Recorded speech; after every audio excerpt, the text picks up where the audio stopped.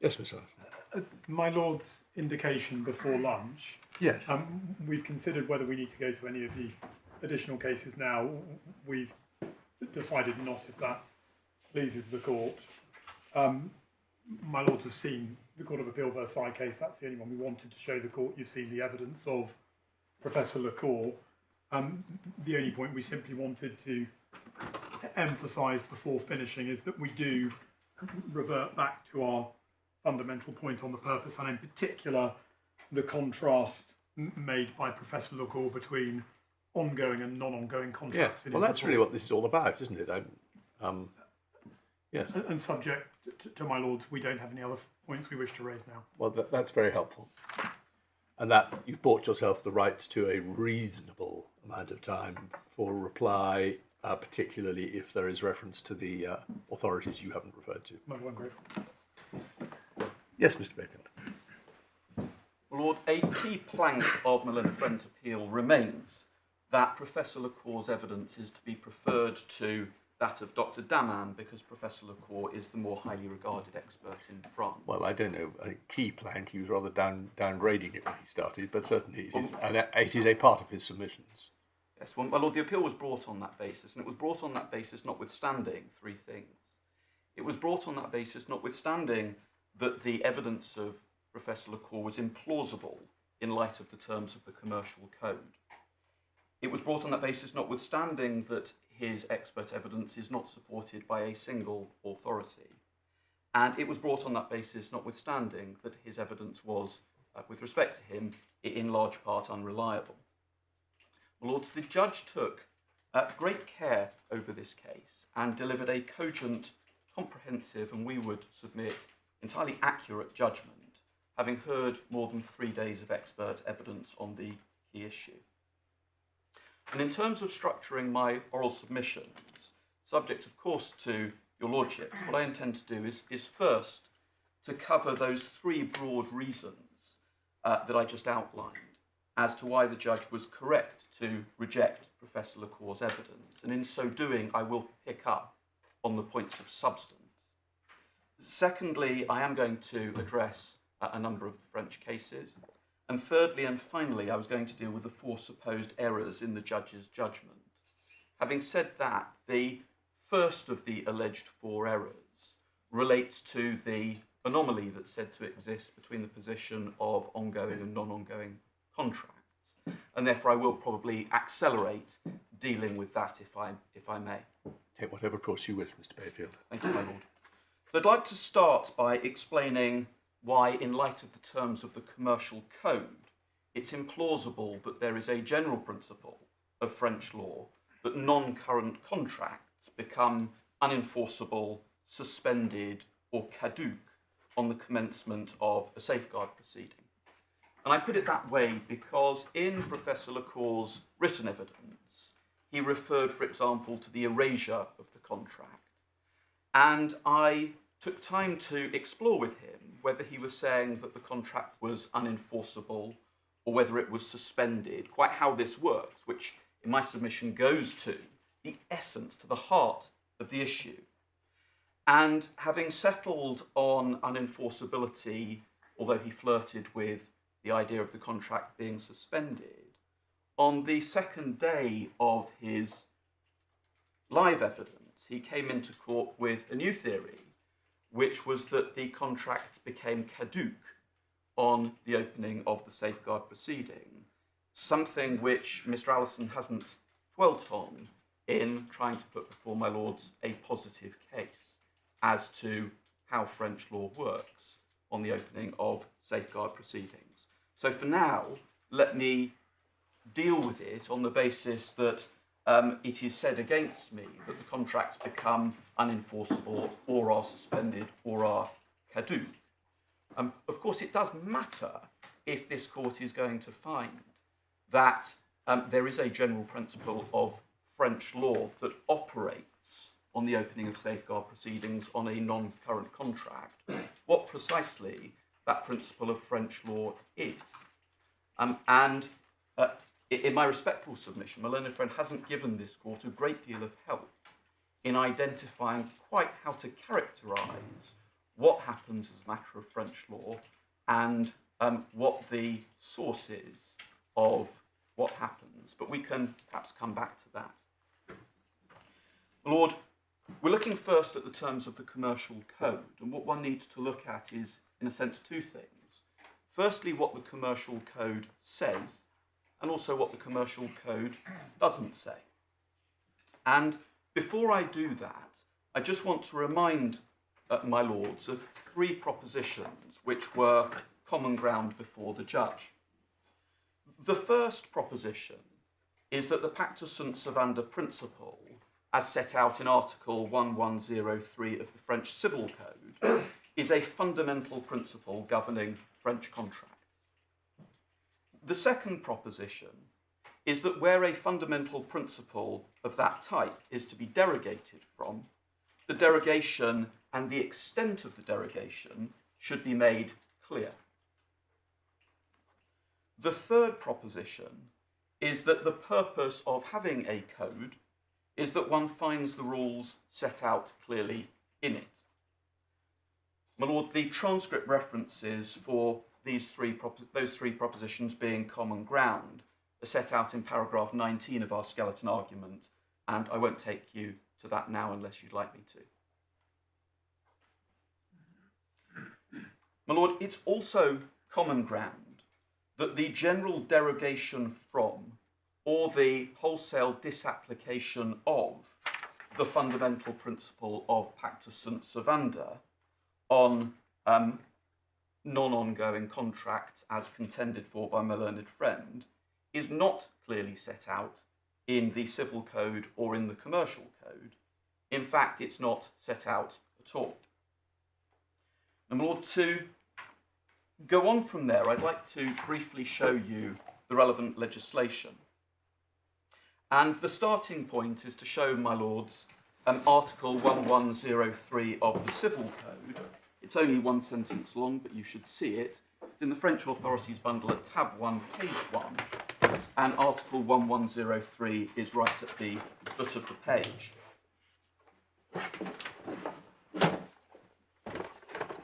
The tab 1, page 1, foot of the page, and as you'll see, the article says that contracts legally entered into have the force of legislation for those who have made them.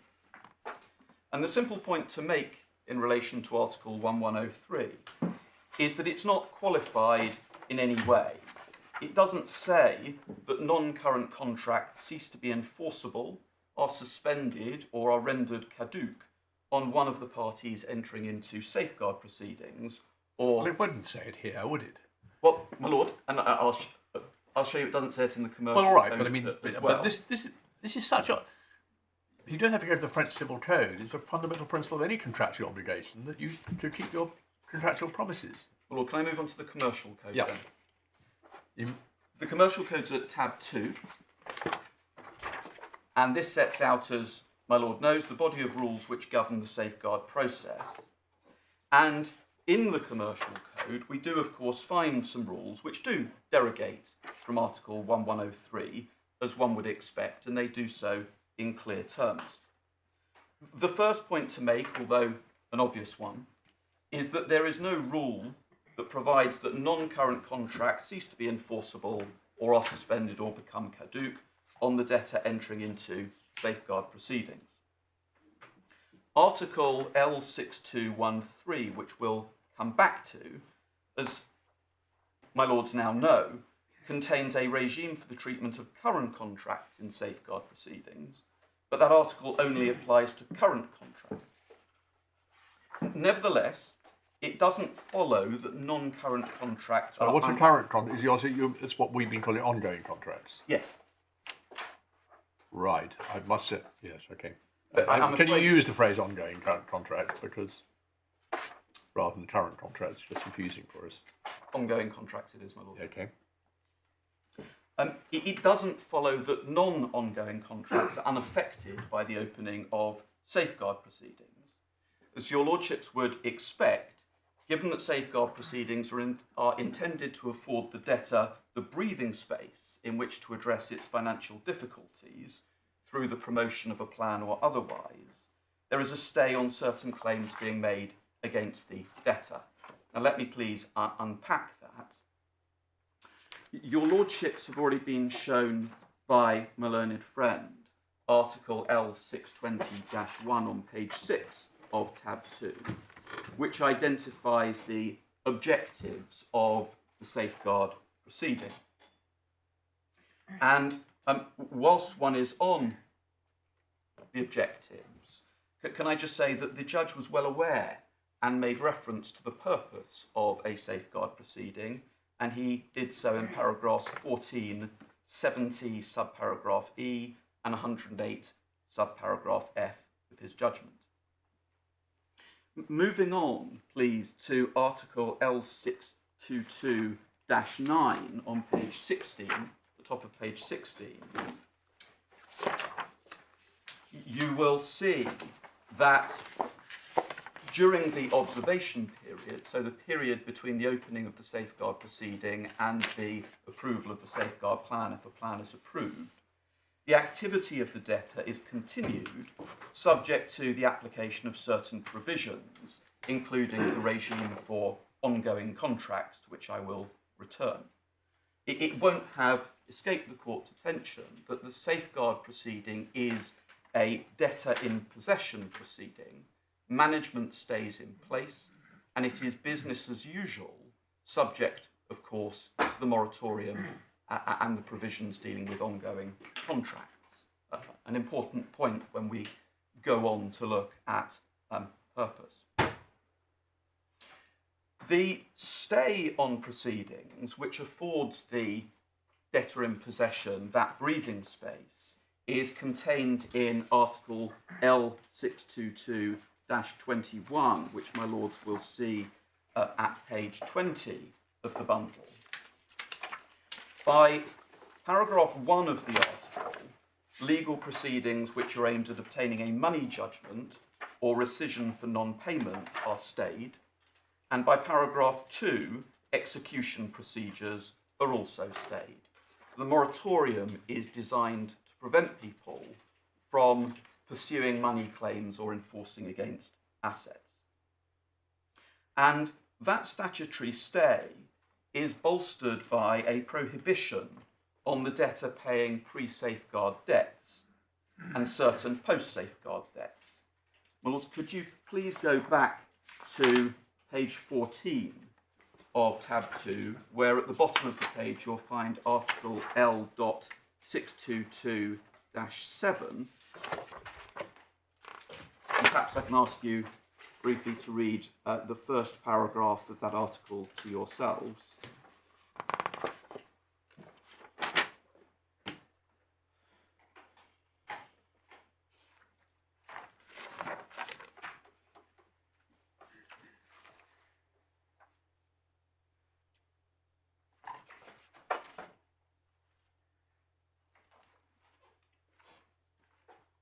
So the prohibition is on paying claims, with the exception of set-off, and in relation to claims arising after the opening of the safeguard, those claims can be paid if they fall within Article L622-17, which you'll find on page 19 of the bundle.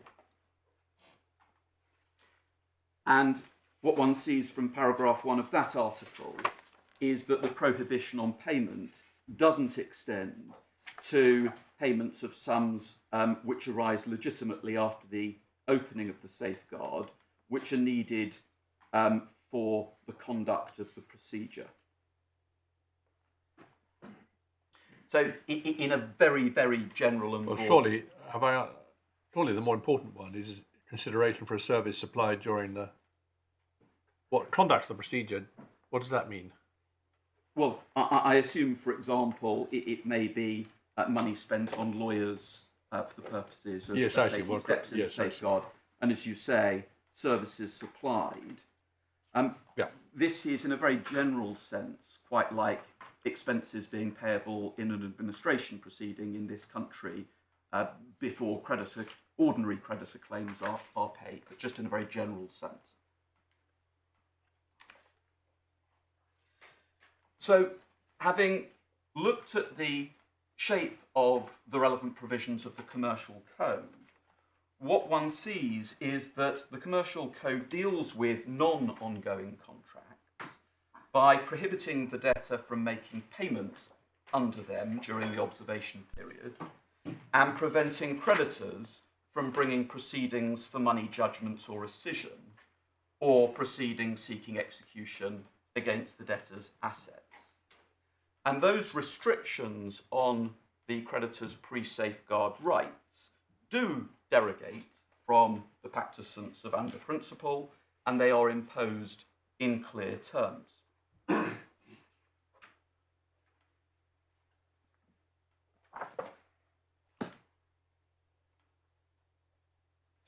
And the theme of those provisions are on payment, as one has seen. Sorry, the theme, the protection for the debtor, and it's debtor in possession, business as usual, but the protections are all about preventing payment or execution against assets, which would be to the disbenefit of the debtor whilst it tries to sort its financial difficulties out. One then has a special regime imposed on ongoing contracts by Article L622(13).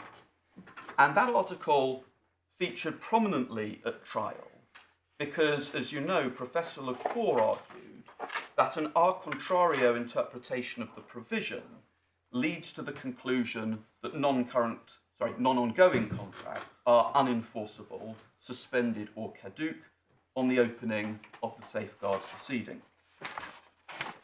And we're using the translation that's at tab 3, page 52 of the bundle, because it translates contrat en cours as continuing contracts. We're using the term ongoing contracts, and that's obviously of fundamental importance. Now, Article 622, L622(13) contains a bespoke regime for the treatment of ongoing contracts in a safeguard proceeding. The essence of the article is to ensure that the debtor, if it is party to an ongoing contract which is profitable to it, or which would otherwise help it to survive or to promote its plan, can be continued through the judicial administrator determining that it's in the interests of the debtor to require the counterparty to perform. That is the most important aspect of the article, preventing the counterparty from exercising a contractual right of termination that it may have, keeping the contract alive, and giving the judicial administrator the option whether or not to continue the contract and perform, or to bring about its termination. And of course, a degree of protection for the counterparty is built into the regime, in that if the counterparty is forced to perform, then the judicial administrator is required to ensure that there are funds available to meet the debtor's payment obligations under the contract. Now, it may be that although the judicial administrator takes steps to do that, that in fact the counterparty goes unpaid. That's clear from paragraph 2 under Roman numeral 3, where it presupposes the possibility of the absence of payment. But the regime is there to give the contracting party, if it can be secured, the benefit that the debtor performs. But of course, what the counterparty loses, is its ability to refuse to perform or its ability to terminate, both of which things it may have as a matter of contract law. Now, of course... Well, let's be clear about that. It wouldn't normally. It would only be if it had a provision in it saying termination if the company goes into safeguarding. Yes, or an ability not to perform where performance is not given by the company or is anticipated not to be given, and that's because of two provisions of the Civil Code that I can show you, if that would be helpful. Well, Let me do that, my lord. If you could keep page 52 open, perhaps, but go back to tab 1 and go to page 3. You'll see the terms of Articles 1219 and 1220 of the Civil Code at the top of the page. yes, I see. So, What paragraph 1 of Article 62213 is doing is it's effectively fundamental breach and anticipatory breach. Exactly, and it's disapplying the counterparty's ability to rely on those provisions.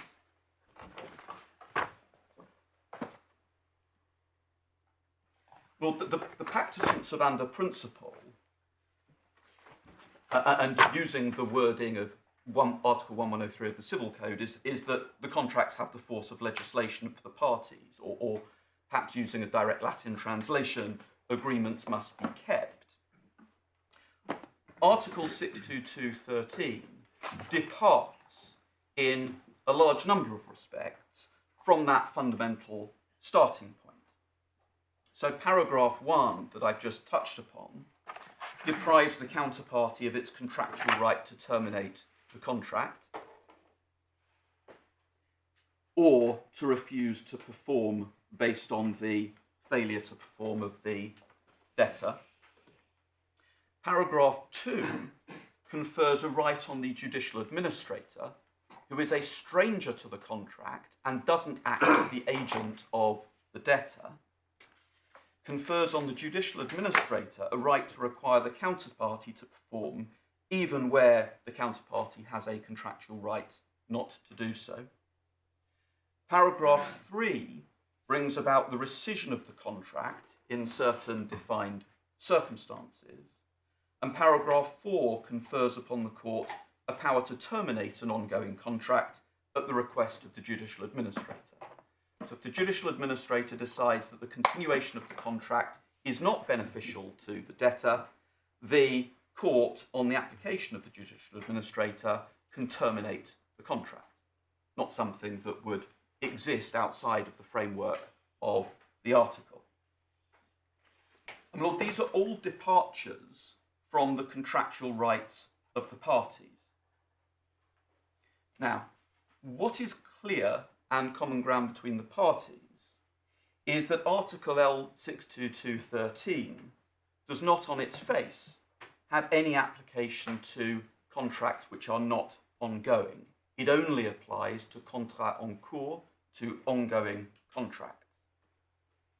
Nevertheless, Professor Lecour says that by a process of a contrario reasoning, the article is to be construed as meaning that no one can insist on the debtor performing non-payment obligations in a non-current, non-ongoing contract. That's the essence of his argument. Now, before I explain why that's wrong, I would like to show you the extract from the French textbook that my learned friend referred to but didn't take the talk to, so that you can see how a contrario interpretation is to be approached as a matter of French law. You'll find it behind tab 16 of the French authorities bundle.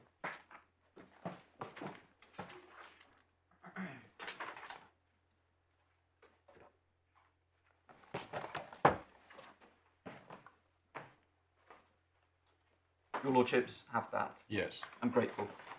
The relevant paragraph is the final paragraph on the page. The a contrario argument consists in considering that. Could I ask your lordships, please, to read that to yourselves?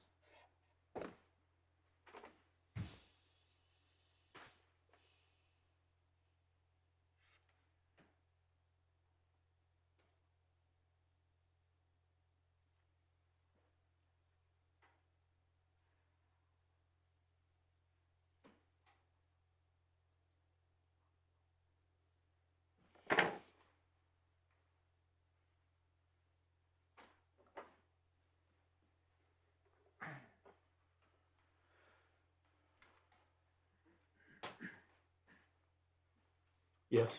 What one gets from that is a contrario interpretation requires one to look at an exception to a rule, and where it doesn't apply, it throws you back on the general rule. And what the authors of this book say is that, in effect, one ends up at the same result as the maxim that exceptions are to be interpreted strictly. So if, for example, and this is an example that Professor Lecour gave, one looks at a moratorium provision and it stays proceedings seeking the payment of money, a contrario, one says that it doesn't prevent proceedings seeking something else, because the general rule is a party is free to bring whatever proceedings it wants. The article limits the ability to bring the proceedings, and therefore, if one's not within that, one's thrown back on the general rule. And that's why the authors say, and this was common ground at first instance and before my lords, that actually one gets to the same place as by applying the maxim that exceptions are to be strictly interpreted. So if we could now please return to Article L622 13 itself, tab 3, page 52 of the same bundle. And we home in on the argument. Professor Lecour's argument is based upon paragraph 2. So sorry, it's a trivial point, but Yes. it's been bugging me. Why are we looking at what must have been explained? Why are we looking at it here rather than where we've been looking at the rest of the articles? Because, my lord, if one looks at the French on page 53, and one looks, for example, in the middle of the second line, you'll see the words contrat en cours. And a contrat en cours is an ongoing contract. Yeah. If one goes to tab 2 and looks at Article 622.13 on page 17, where the words contrat en cours appear in the French, the translation simply translates that as contract. Yes, I see. And therefore, if one were to use that version, the distinction between an ongoing and a non-ongoing contract That's very clear. I'm probably Mr. Allison did mention that, but I didn't take it in. How extraordinary! But there you are. But my lord, I mean, in this shows the danger of relying on even very authoritative translations. Right, and as my learned friend told you, where the word receiver appears in paragraph 2, for example, of the better translation, it should actually be judicial administrator. So even this version is not perfect. But what seemed to us to be particularly important is to have the word... Yeah, don't worry, that explains it. Thank you. I'm sorry for everyone else. So as I was saying, Professor Lecour's argument is based on paragraph 2 of this article, which provides, as my lords now know, that the judicial administrator alone has the right to demand performance of the continuing contract by supplying the promised performance of the contracting party to the debtor.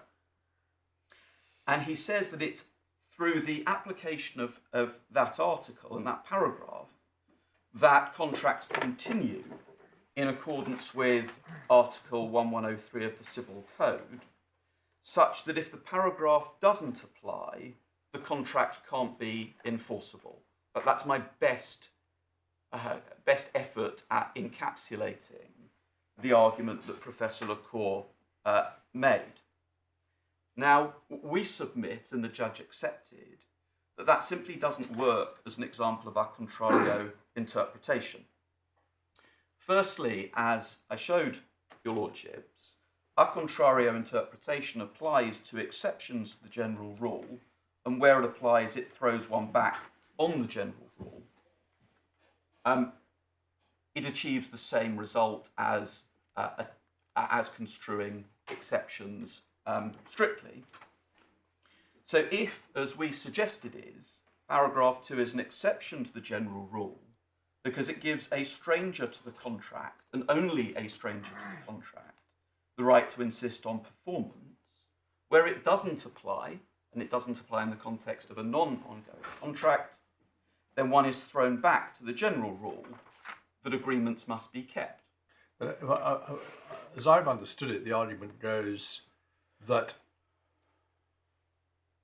the right given at 2 presupposes that but for that right, no one would have the right to demand the performance of a continuing contract. Then, my lord, what one actually is, I think, forced to accept from a learned friend's perspective, that one doesn't get to the result that he wants to get to through this article, but that there exists a general principle of French insolvency law, which is that non-ongoing contracts are unenforceable, suspended, caduc, on the opening of the Sauvegarde proceeding. Why isn't that somewhere he wants to get to? Well, because Professor Lecour pinned his colours largely to the mast of Article 622.13 and his a contrario interpretation. He never abandoned the idea of the general principle. But the problem with it is that, firstly, a principle of that fundamental importance would be expected to be included by the drafter of the commercial code. You'll remember the points that I outlined as being common ground. And there is not a shred of support for the existence of that general principle in the professor's own 3,000-page work on French insolvency law, in anyone else's textbook on French insolvency law, or in any French case that has come before the court at first instance or this All right, court. but you're changing your ground. You're saying that if that is right, it's very surprising that the point isn't stated anywhere. That's an important point which I do get.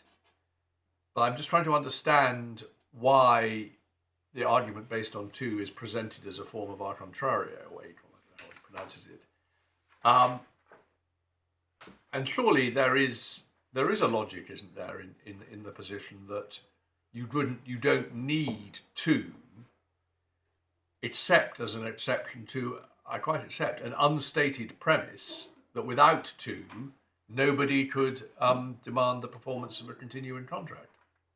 Well, my lord, why? And then you'd have to say that must be because it's gone into an insolvency procedure. Lord, if that was right, I think that the general principle would have to be that even in relation to ongoing contracts, that the debtor could not require performance, based on the way that my lord's just put it. And as we'll come on to in due course, in Professor Lecour's textbook, he explains that specific performance is an available remedy within a Sauvegarde proceeding. Now, his textbook doesn't say this. He said under cross-examination that specific performance is only available in the context of an ongoing contract, not a non-ongoing contract, because a non-ongoing contract has become caduc. The textbook doesn't say that.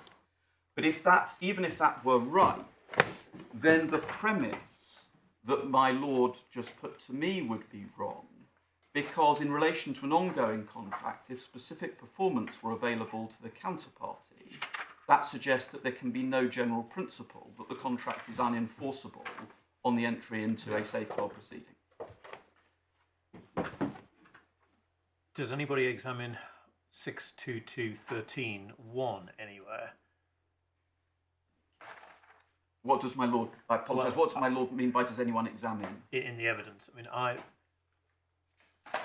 read in one way, 622.13.1 could be a very general saving provision for continuing contracts. Read in another way, it's simply saying that it's an anti-deprivation clause.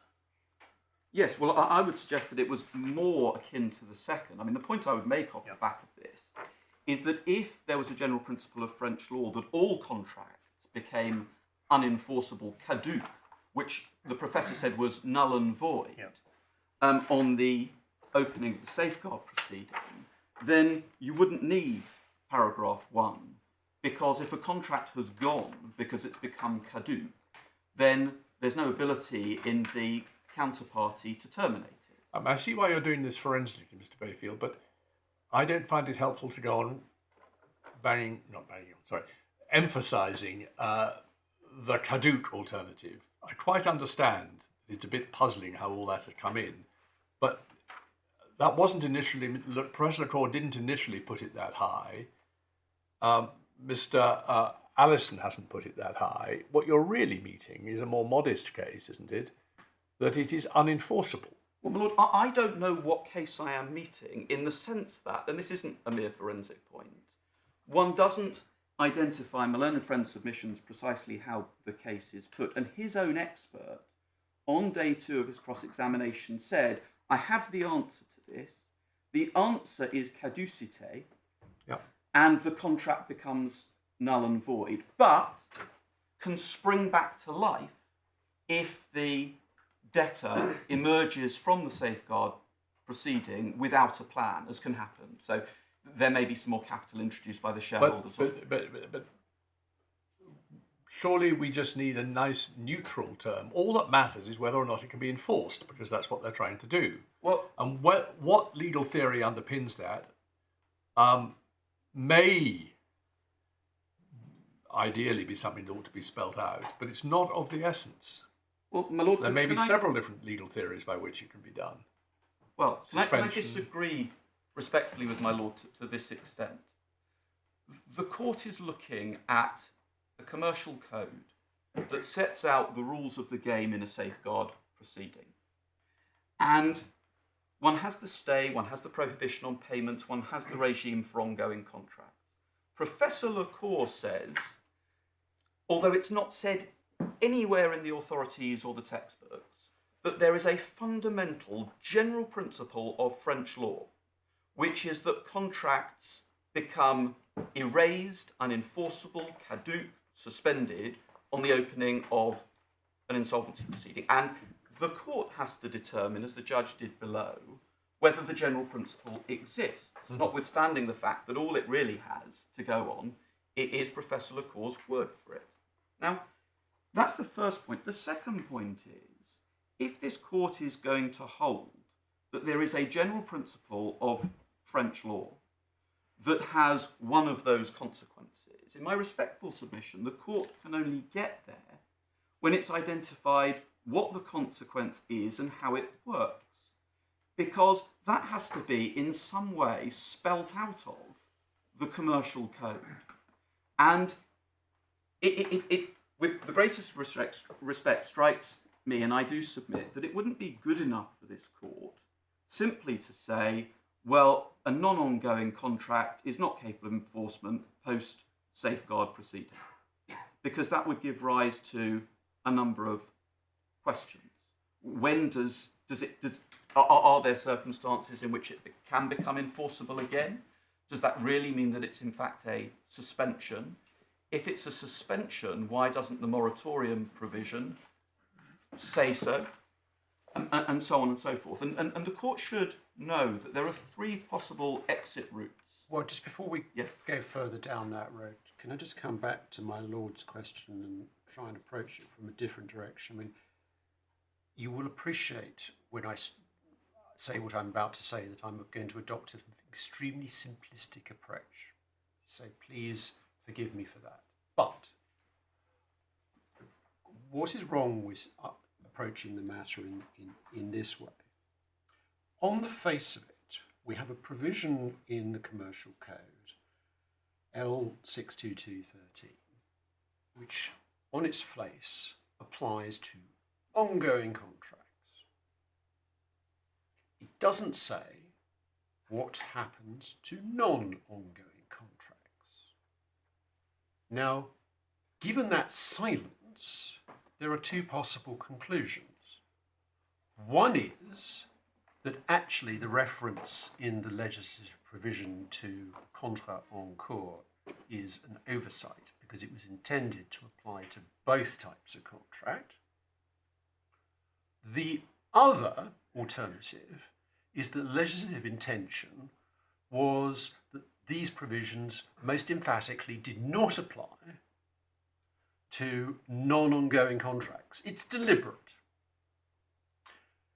And therefore what the court should be doing is asking itself which of those 2 analyses is more likely. Is it more likely that the legislature deliberately omitted to make provision for non-ongoing contracts, or is it more likely that in fact a provision which is expressed as applying to ongoing contracts is intended to apply to both. What's wrong with approaching it in that way? Well, one can do. In my submission, it's absolutely clear that this is a regime that deals expressly with ongoing contracts, and it has no bearing on non-ongoing contracts and isn't purporting to have any bearing on non-ongoing contracts. To be sure on its face, but then you have to ask the question, well, why not? And what is intended to happen with regard to the non-ongoing contracts? Yes, and in relation to non-ongoing contracts, an awful lot of the time, the only obligation that will subsist at that stage, will be the debtor's payment obligation. Because, of course, what makes a non-ongoing contract non-ongoing is that the debtor has performed. Well, it hasn't performed everything, has performed the characteristic obligation. The problem is nobody has thought about, or at any rate nobody has provided for, ancillary obligations. Yes. Which may nevertheless be quite onerous. And there are a couple of answers to that. The first answer is, my lord is absolutely right. The code doesn't deal with ancillary obligations. The focus of the safeguard proceeding and the focus of the safeguard plan is all on payment obligations. It's business as usual. There is a moratorium on proceedings seeking money judgments and enforcement. And then one goes through the plan process where the liabilities are dealt with. And the focus at every stage is on payment obligations. In relation to ancillary obligations, we would submit that they continue to exist, at least unless the contract is terminated, which it will be in respect of certain ongoing contracts, where, for example, the judicial administrator decides that it's not profitable to the debtor. Where the ancillary obligations do continue to subsist, for example, in a non-ongoing contract, or in relation to an ongoing contract prior to it being terminated, the obligation is still there. The debtor in possession then has two choices. Choice one, it meets its obligation.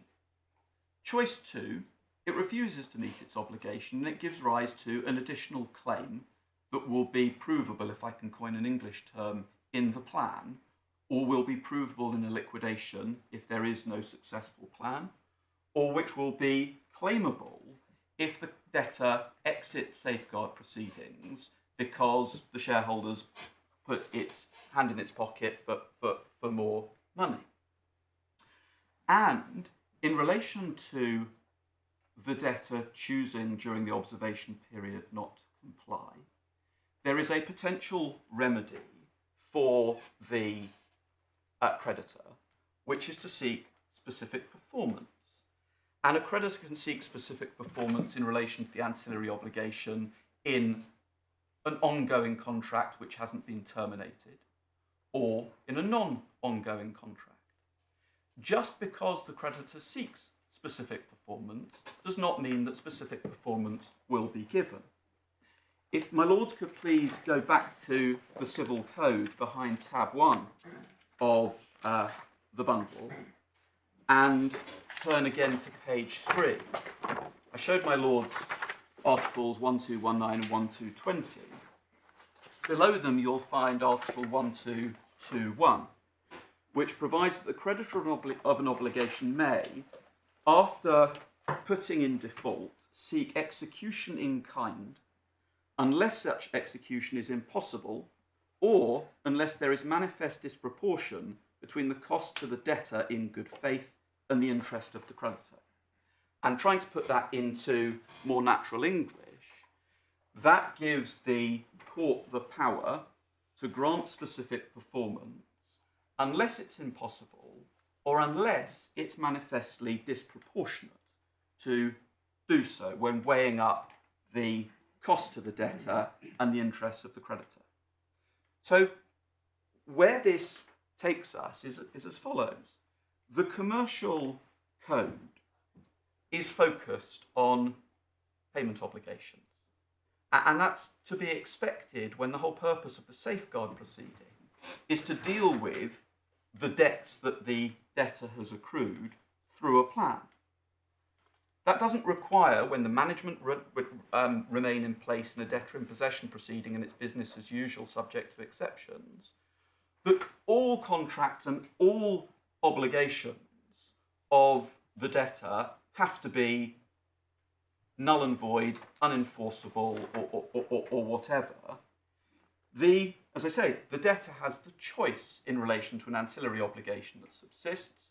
Either it performs, and in this case, one can see why the debtor may have decided to provide its majority lenders with the information that they sought. One might think that that's no skin off its nose as it's preparing a safeguard plan. It could have also decided in relation to an obligation that it considered was too expensive, for example, for it to comply with, that it would say, no, I'm not going to perform. You can seek specific performance, but I'll argue before the court that it would be manifestly disproportionate for me, the debtor, to be required to perform. One cannot, in my respectful submission, look at the terms of the commercial code, see the prohibition on payment, see the moratorium and its limitations, see the treatment of ongoing contracts in the way that they are dealt with, and say that it must follow from all of those things that on the entry of the debtor into safeguard proceedings, all contracts become unenforceable, or all non-ongoing contracts become unenforceable. One doesn't see that from the code. One isn't driven to it by an a contrario interpretation of Article 622. One isn't driven to it with reference to the purpose of the safeguard proceeding. It's not there. The cases are inconsistent with it. And in all of the academic works, there is not a shred of support for the existence of that principle.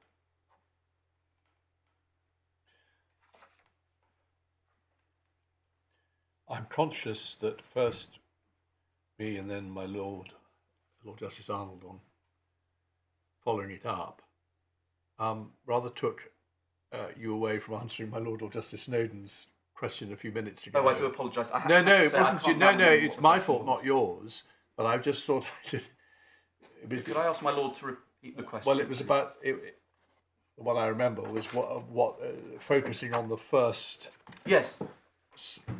Sorry, maybe my Lord feels it's been sufficiently answered. Your answer was it's more akin to an anti-deprivation clause that suggests that provisions in a contract that would say that in the event of the company going into insolvency, the contract is terminated, shouldn't have effect. That's right. And I added, because it is, I think, important, that it's only consistent with the ongoing contract, at least, continuing to subsist and not being caduc or unenforceable because you wouldn't otherwise need it. Which means that the general principle which Professor LaCour would have to contend for is specific to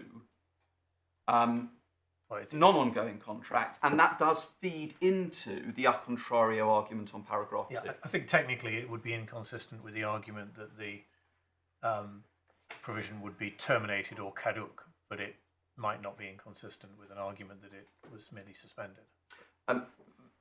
Well, it would mean if all contracts were suspended, you still wouldn't need paragraph 1, in my respectful submission.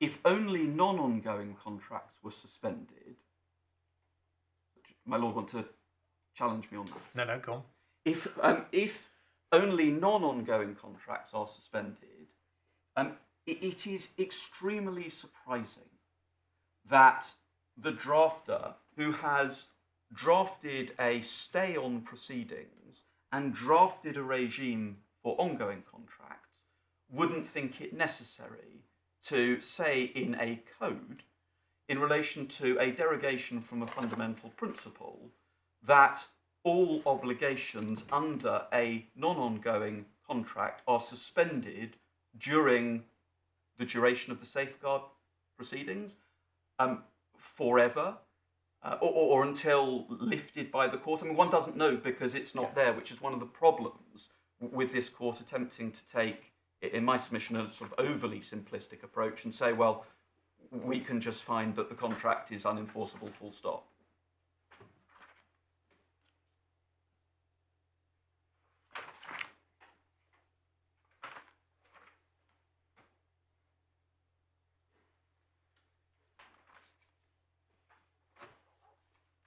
Lord, I think that I have probably, through that debate, covered what I wanted to deal with in terms of the first of the reasons why the judge was right to reject Professor LaCour's evidence, which was that it's implausible in light of the terms of the commercial code. The second point is that there is no authority of any type which supports Professor LaCour's argument.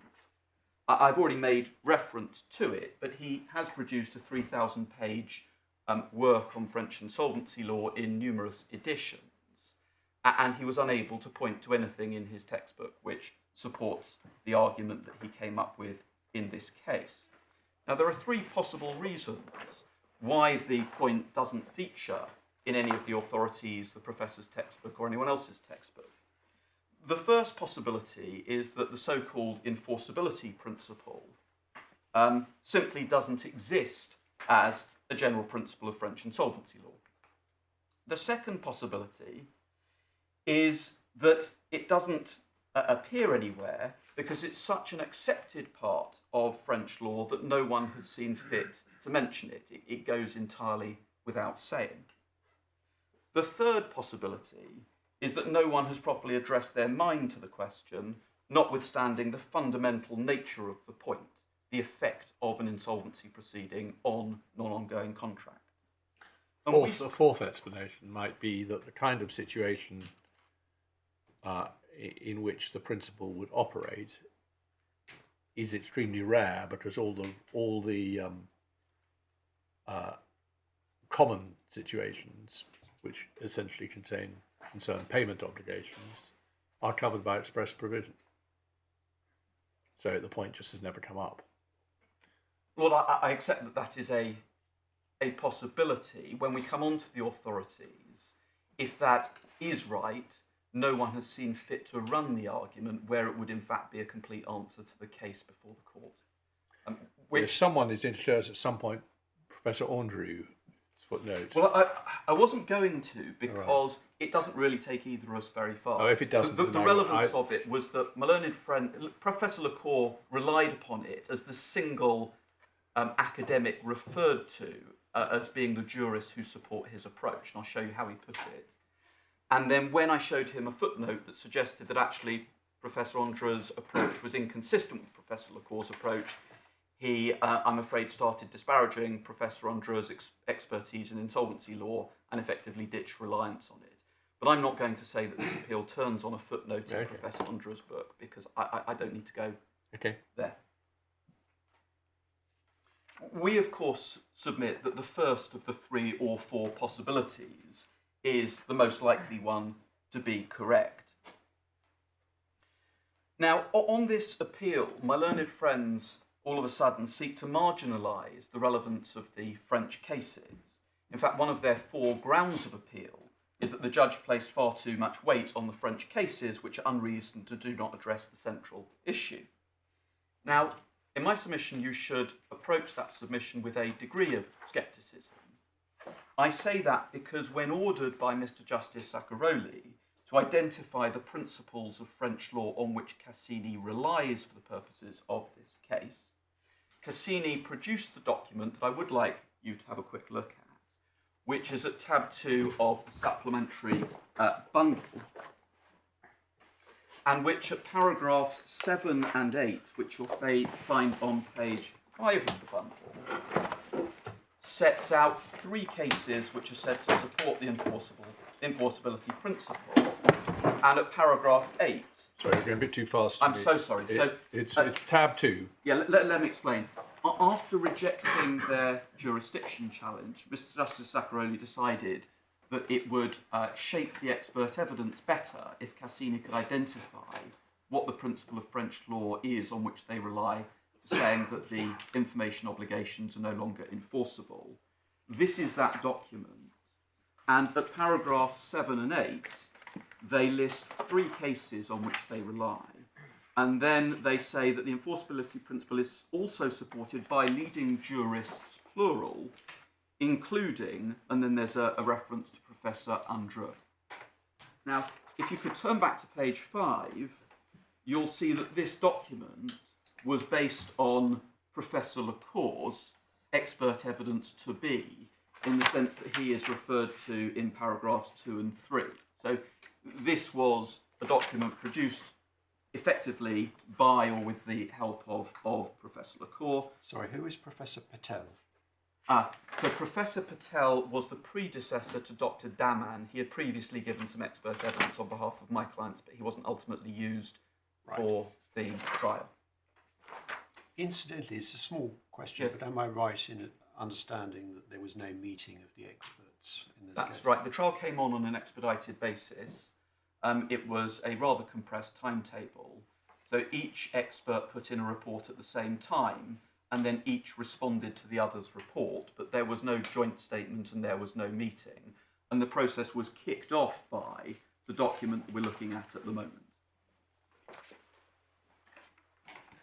So, as well as Professor LaCour and Cassini relying on those three cases and supposedly the support of leading jurists, including Professor Andra, in that document, I won't take you to them now, but Professor LaCour's experts' reports are replete with references to the cases and reliance on these cases and others, which suggests that Cassini and Professor LaCour accept that the court can derive some benefit from looking at the approach of the French judges, notwithstanding that the doctrine of precedent doesn't apply in France.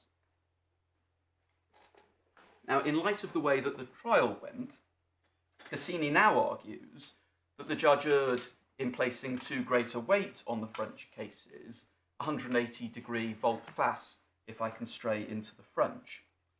Now, it says that the judge placed too much reliance because Cassini...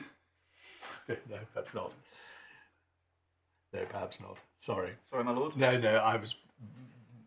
I was being pedantic and wrongly pedantic. So I about my 180 degrees. No, I thought volte-face. I wasn't sure volte-face was a French phrase. It probably is though. So you're pouring. You're making it worse for me by asking me what I meant. Myself. I think I was wrong.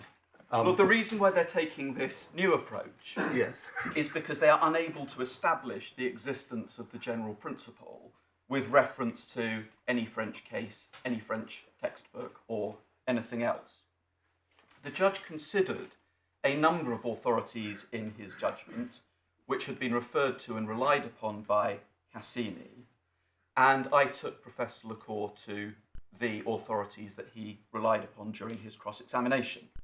And the upshot of that, we'll come on to the Versailles case, which in my submission supports my case rather than my learned friends, but the end result of that was that other than the Versailles case, there isn't any authority that anymore Cassini relies upon. It's ditched reliance on everything else, and that's why now, all of a sudden, the judge was wrong to have relied on the cases. Now, the fact that the cases do in my submission offer us some limited, I accept fairly limited support for the non-existence of the principle was rightly taken into account by the judge.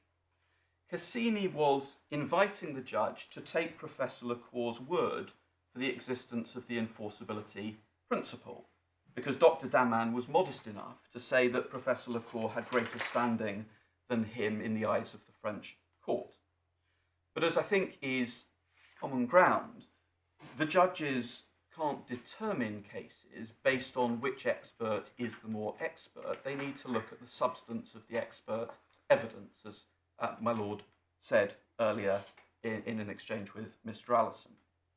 The judge was rightly looking to see what light the authorities shine on the dispute in circumstances where the commercial code does not contain an express rule of the type that one might expect to see if the general principle which Professor LaCour contended for were to exist.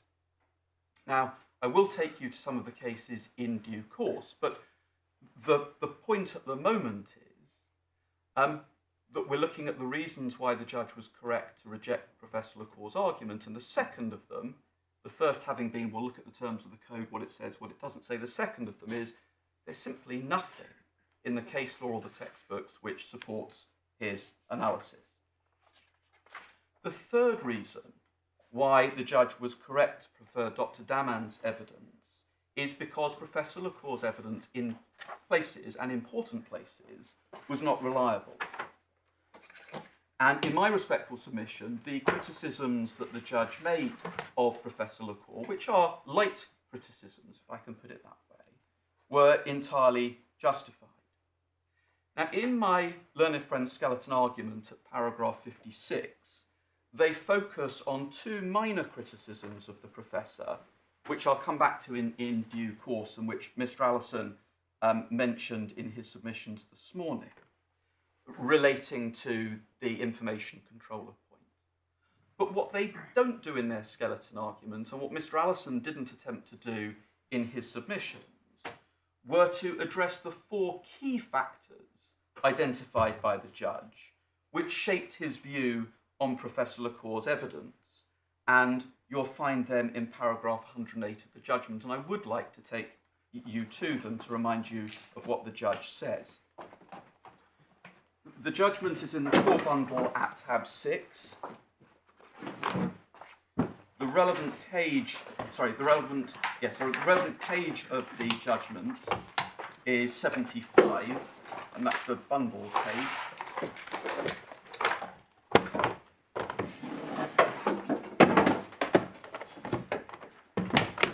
And if my lords could look, I think it's 7 lines down, in the middle of the line, page 75, there's a sentence which starts, "My view as to Professor Lecour's evidence was shaped by."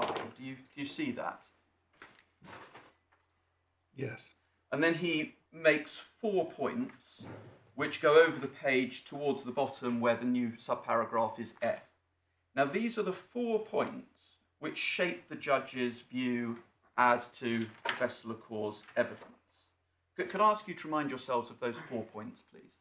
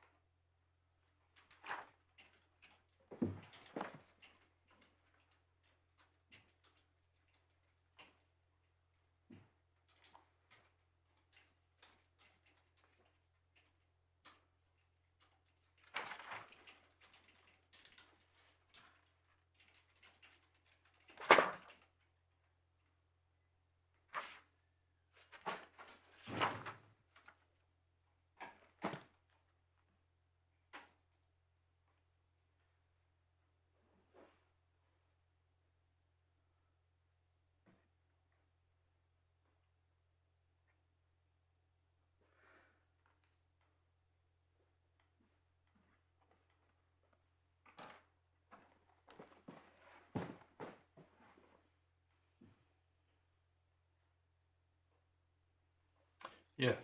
So the judge didn't favour Dr. Daman over Professor Lecour because Professor Lecour, in his report, didn't refer to the strings attached, or the relevant string attached to becoming an information controller.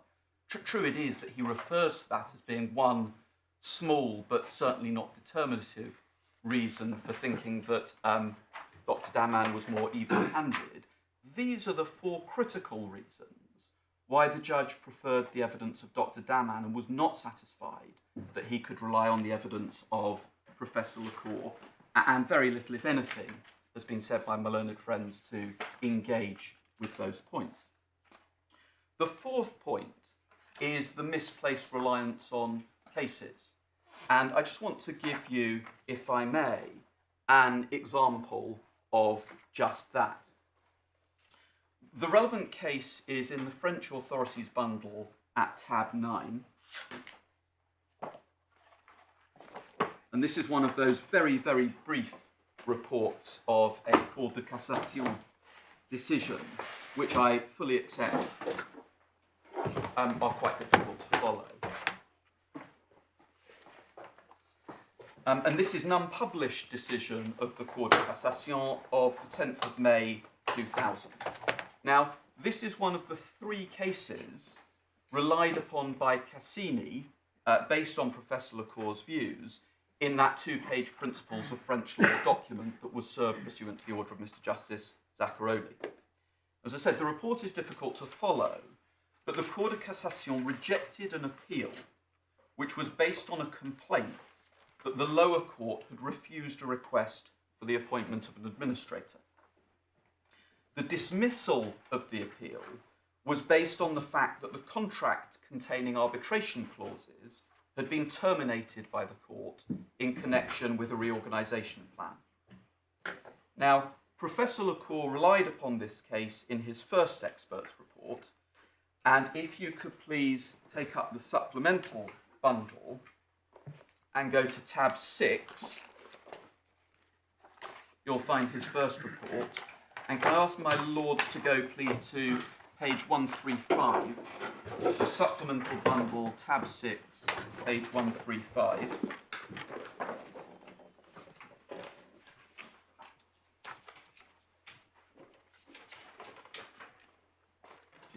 You all have that? Right. Do you have that, my lord? Not yet.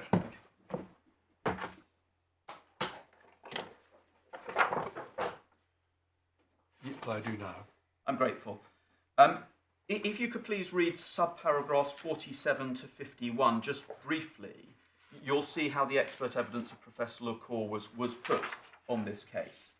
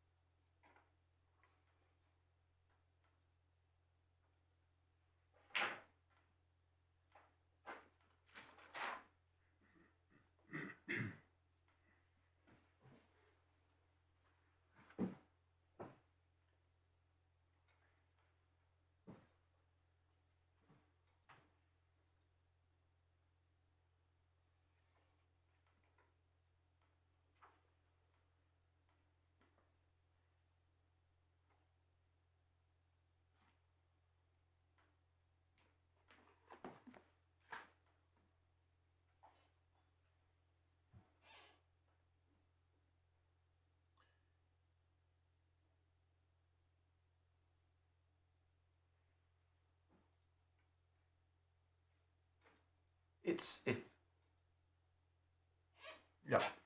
subparagraph 51, which is important. What he says is, the more general principle which emerges from this decision, namely that the clauses of a contract no longer apply after the opening of the collective procedure where the contract is no longer ongoing, is clearly applicable to the contractual clauses. So what he's saying is that the general principle for which he contends emerges from this decision. Now, because this case had been relied upon in the principles of French law, Professor Daman deals with this case as well, and he deals with it at tab 5 of the supplementary bundle at page 108. And can I ask my lords please to go to paragraph 108 and see what Dr. Daman said about this case in paragraph 60, please.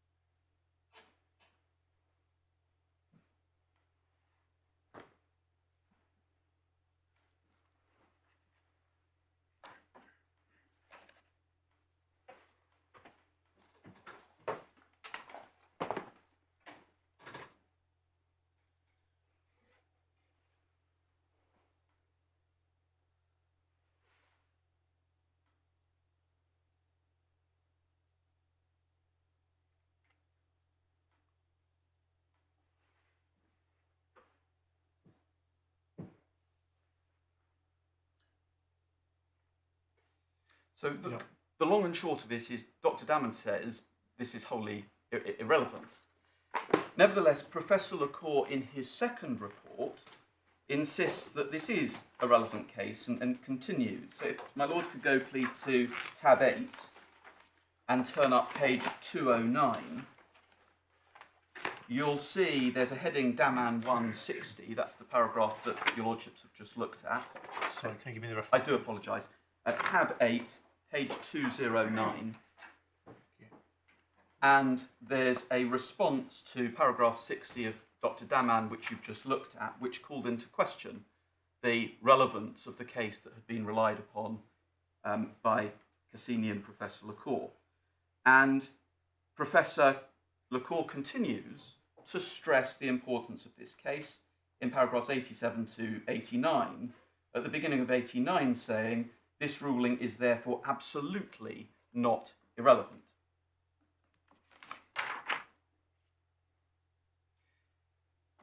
Now, I took the professor to this case under cross-examination, and can I show you what he said about it then? This is on day 3 of the trial, and the transcript is behind tab 11. And can I ask you, please, to turn to page 310 of the bundle, transcript page 81.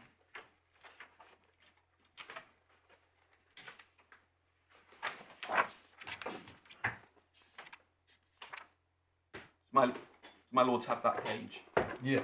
I'm grateful. So if you start at page 81, line 21, this is where I take Professor Lecour to this case. Could you please read down just to page 82, line 16, please?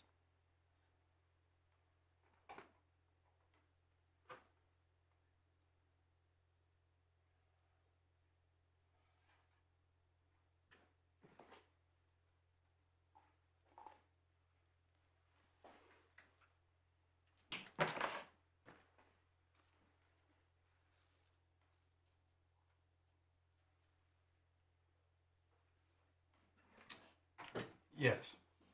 So having relied upon 3 cases as supporting the general principle, and having been told by Dr. Daman that the case was irrelevant, and having insisted that it wasn't irrelevant, he abandons reliance upon it on the basis that it's irrelevant after all. I want to show you, by way of a further example of the professor's unreliability, another passage in his second expert's report. Now, the relevant passage is a response to paragraph 41 of Dr. Daman's first report, and we need to start with that. So could I ask my Lord please to go to tab 5 of the supplemental bundle, page 103. Can I just ask you, your point was that the contracts were terminated by an order of the court when approving the plan, the real safeguard plan. I assume it's a safeguard plan. And if they were already caduc or unenforceable, they wouldn't have been terminated. Yeah.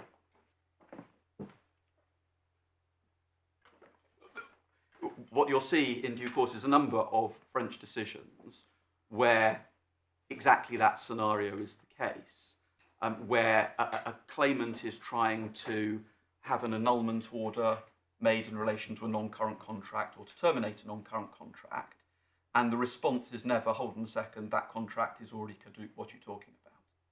Only takes me so far, but the cases are not consistent with the general principle for which Professor Lecour contends, and that's an example. I mean, it might be said these are ongoing contracts, so... Yes, others are clearly not ongoing, but we'll come to those. So paragraph 41 of Dr. Daman's first report, tab 5, page 103, is what is being responded to. And can I ask you to read paragraph 41, because I've mentioned specific performance, and I do say that specific performance is an important feature in all of this. And could you read paragraph 41 to yourself, please?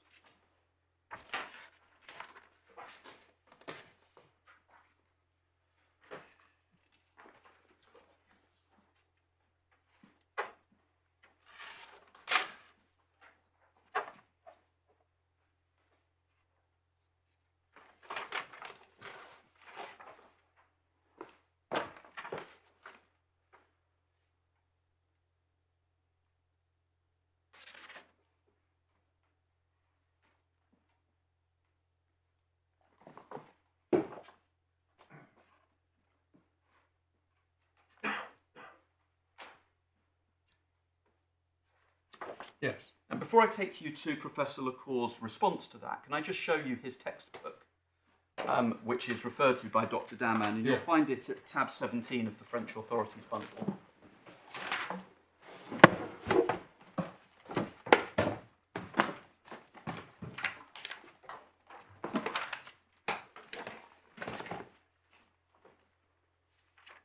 Now, the relevant section is section 621.741, which you'll find at the foot of page 115 of the bundle. The first paragraph of the section explains that prior to the 10th of February 2016, claims which were not framed as money claims used to resolve in damages, meaning that they could result in a damages claim and thus fell within the scope of the stay of proceedings. So it appears based on this that prior to 2016, the stay appears to have been treated as extending to claims for performance because they used to resolve in damages. If you could turn, please, to page 117 of the bundle, you'll see what happened on the 10th of December 2016 to change that. Can I ask you to read, please, the penultimate and final paragraphs on the page to yourselves?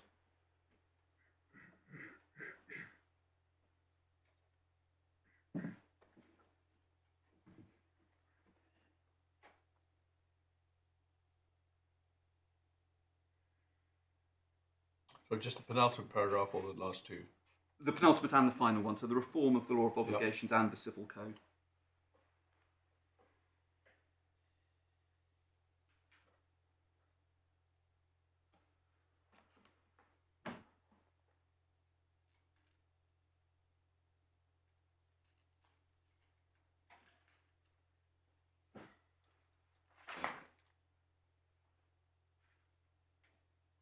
Yep.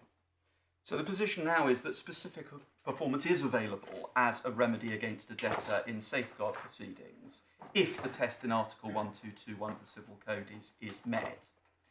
Professor Lacour makes... I mean, this, can I just ask, Yes. I know you're making a different point, but just so I can get this off my chest, I explored with Mr. Allison the situation where the ancillary non-monetary obligation with which one is concerned involves significant expenditure of money rather than just time. Yes. Very broadly speaking, you would say if it was just a question of their business, which by definition is still going on, simply providing a service or management being asked to do something and doing it, then normally that would be fine. You could get specific performance of it. But if it involved significant expenditure of resources, given that this is by definition a company that's in financial difficulty, that would probably be held to be disproportionate. And that's the kind of judgment that would have to be made. That's your way of dealing with it? My lord, yes. I'm not an expert on French civil law. That is what I read into Article 1221 of the Civil Code. There's a manifest disproportion test which weighs in the balance the cost to the debtor and the benefit to the creditor. That appears to be what my lord has in mind, yes. Yes. Okay, thank you. I'm sorry. I took you off.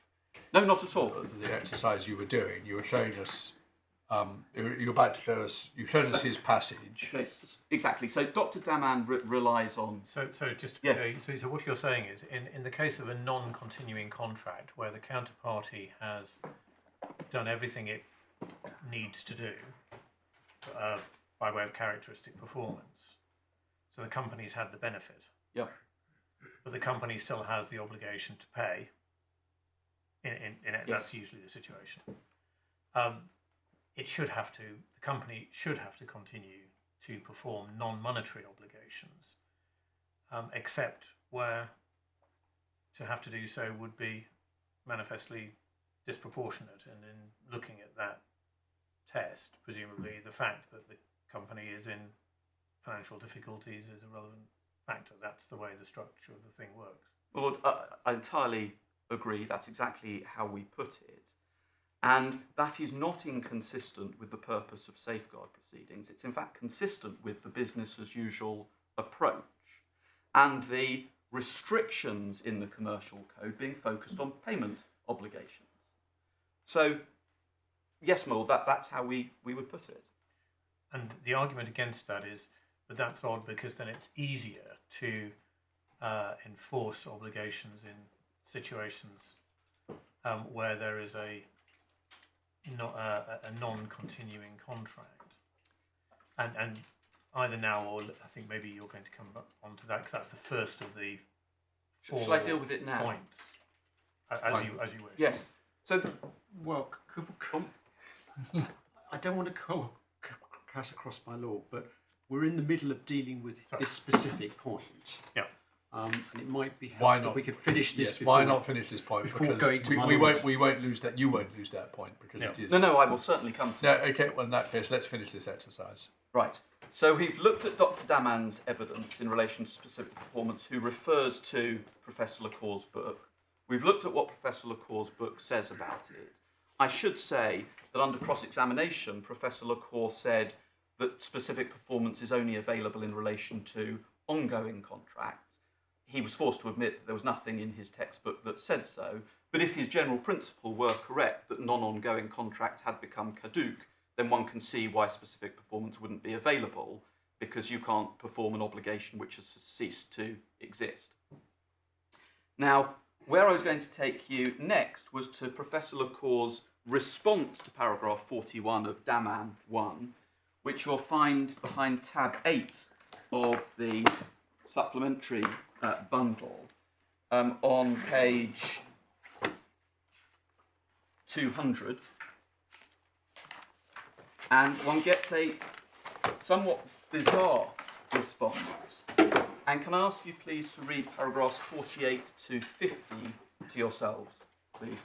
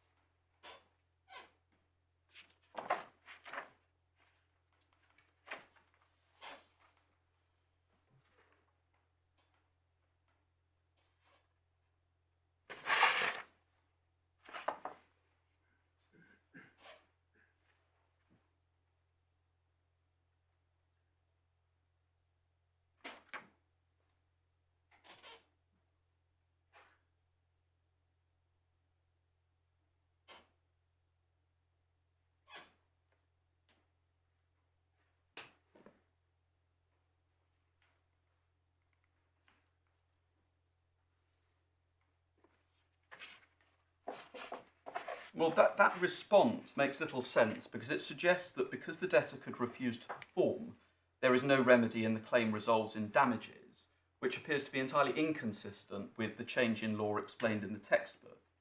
There's also no explanation as to why the debtor could refuse to perform an information obligation, but could not refuse to perform an obligation to substitute a non-compliant good. We simply don't understand that. And the reference to torture not existing in French law really is somewhat gratuitous and unhelpful. The point is that in relation to an ancillary obligation, specific performance is there. And if a debtor refuses to comply with its obligation, the creditor can seek specific performance, and it'll be a matter for the court whether or not to order it.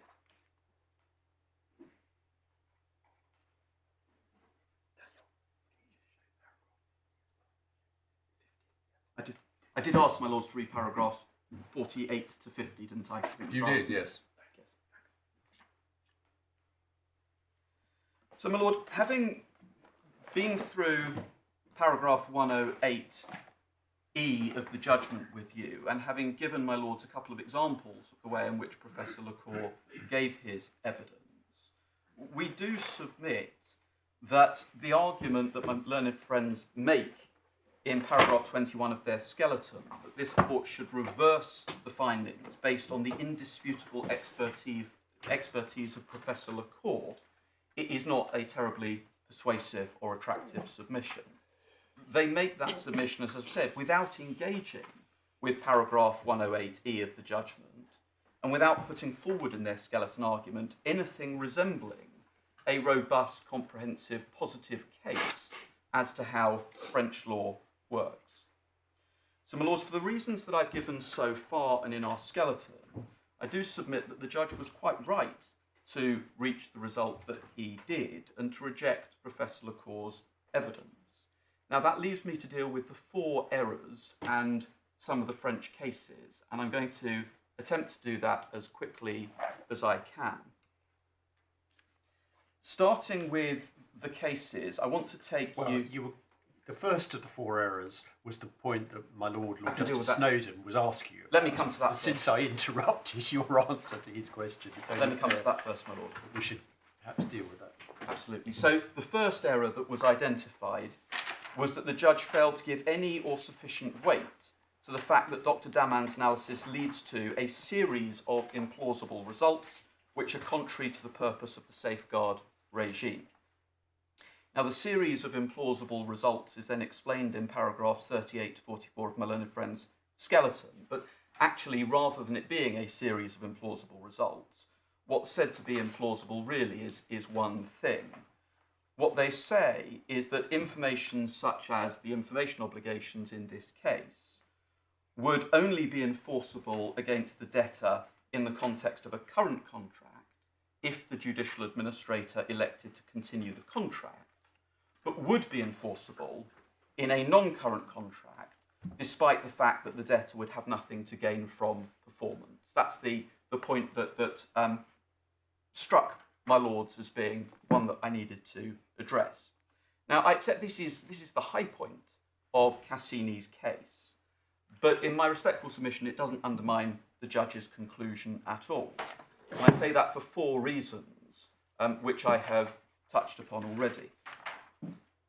The first is that whilst the drafter has, through Article L62213, imposed a regime for the treatment of ongoing contracts, he or she has dealt with non-ongoing contracts through the prohibition on payments and the moratorium. Those provisions protect the debtor from paying debts prior to the proposal of a plan, and the plan is focused on debt obligations. And that, in my submission, was plainly considered to be sufficient protection for the debtor. And in this regard, it's clear that the Sauvegarde regime is focused on the debtor's payment obligations rather than on other obligations. One sees that from the terms of the moratorium, and one also sees that from Article 62213, with the judicial administrator having to satisfy himself or herself that the debtor has the funds necessary to meet its obligations under the ongoing contract. Further, as I've already shown my lords, prior to February 2016... Is this a development of your first? Yeah, I'm still on the first point. Yeah. Prior to February 2016, according to Professor Lecour's textbook, secondary obligations appear to have been caught or treated as having been caught by the moratorium, albeit indirectly. And if they were caught by the moratorium, then there would be no need for there to be a general principle that the underlying contract had become unenforceable. So that's the first answer, is that's the way the code works. The second point is that where the debtor does owe secondary obligations in a non-ongoing contract prior to... Sorry.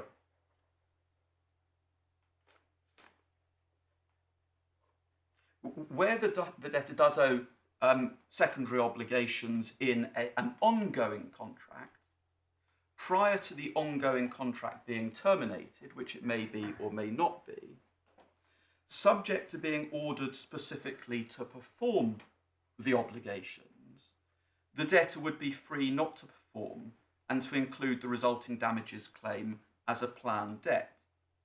And in that situation, there would be no difference between the non-performance of a secondary obligation in an ongoing contract, which isn't terminated, and in a non-ongoing contract the position would be the same. Let me try and put that again. In a non-ongoing contract, as I say, the ancillary obligation survives. The debtor can choose to perform or not to perform.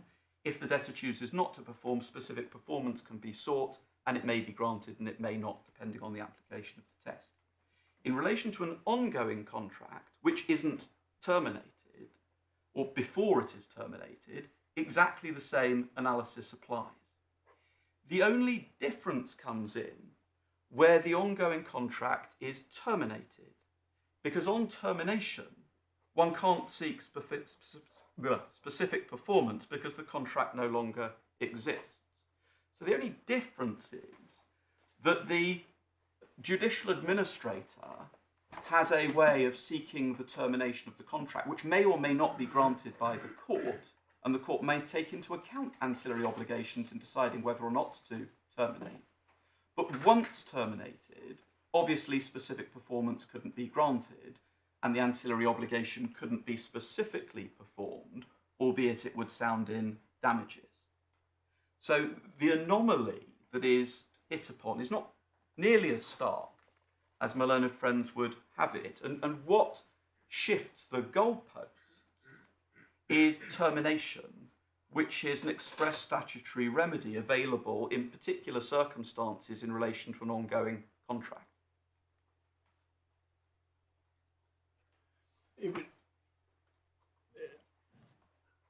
One difficulty I've had in thinking about this case is that I find it quite difficult, because I'm not very imaginative, to think of other examples of ancillary obligations in non-ongoing contracts, which won't only loan agreements where all the money's been paid is one example, but one can think of other types of contracts where goods have been delivered but not yet paid for, or services provided not yet paid for. Can you think of any other examples of ancillary obligations of the debtor apart from payment? Well, the debtor may have an obligation, for example, to substitute a defective good. What does that mean? Where the debtor supplies a good to the counterparty, under French law there may be an obligation to substitute the good for a non-defective one if the supply of the good was defective in the first place. So that would be an ancillary obligation.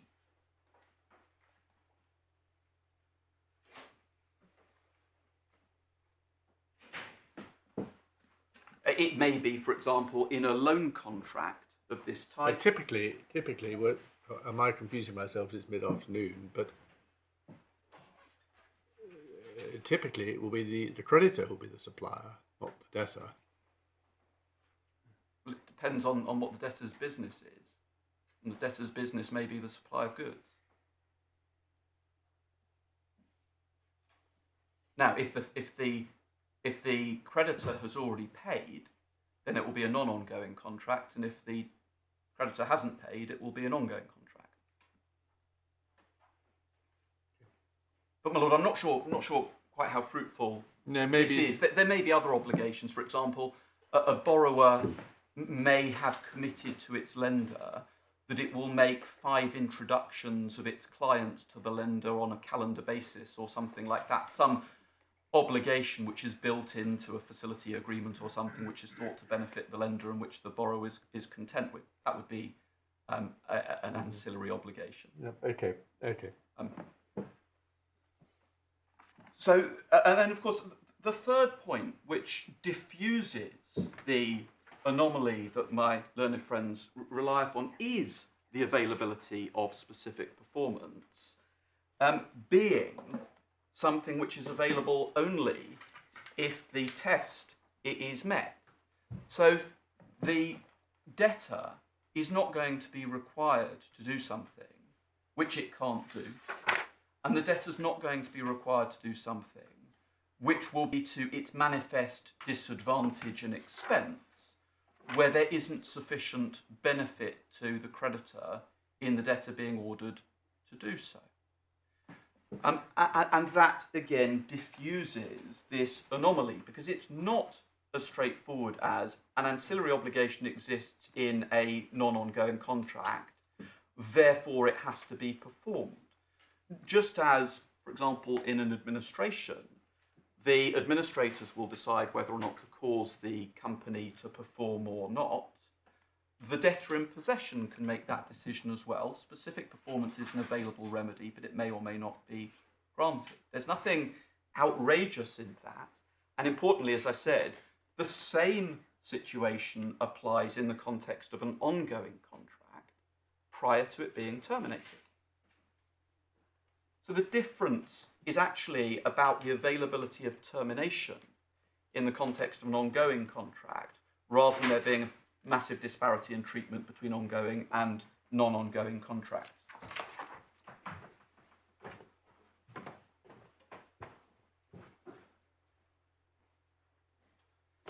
Now, my learned friends argue that it would be, as I say, easier to enforce secondary obligations in the context of a non-current contract, non-ongoing contract, than an ongoing contract. But that is an oversimplification. Professor Lecour's evidence was that the availability of specific performance is limited to ongoing contracts. He therefore has to accept that prior to the termination of the ongoing contract, secondary obligations are capable of being the subject of an order for specific performance, because it follows that you can't have specific performance post-termination. He says specific performance is not available in the context of a non-ongoing contract. It must therefore be his position that specific performance is available in relation to an ongoing contract that hasn't been terminated. And therefore, it's not the case that it is easier to enforce an ancillary obligation in a non-ongoing contract than an ongoing contract. It's the same. The only difference is that once the ongoing contract has been terminated, the availability of specific performance is lost. And my Lord, I do say, therefore, that the anomaly, such as it is, that's relied upon by my learned friends, is not nearly as pronounced as they suggest, and certainly not something that requires the court to invent an extreme principle of the type which Professor Lecour contends for, which would be utterly fundamental and yet wholly unspoken in the commercial code.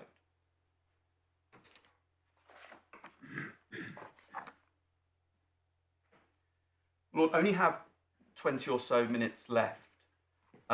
I still have a fair amount to cover, most importantly the Court of Versailles decision. So can I now quickly go through the cases? And what I may need to do is to leave the other three alleged errors in the judgment to my skeleton argument. Yes. None of them, in fact, goes anywhere. They're very much so what points. Yeah. We've addressed them in the skeleton argument, and I would prefer, I think, to focus on the French case law, if I may. Yes. So I want to take your lordships to two of the cases relied upon by Cassini and Professor Lecour in the principles of French law. I've already taken you to one of them, the arbitration clause case, which Professor Lecour accepted was irrelevant. And then I'd like to take you to a couple of other cases, if time permits.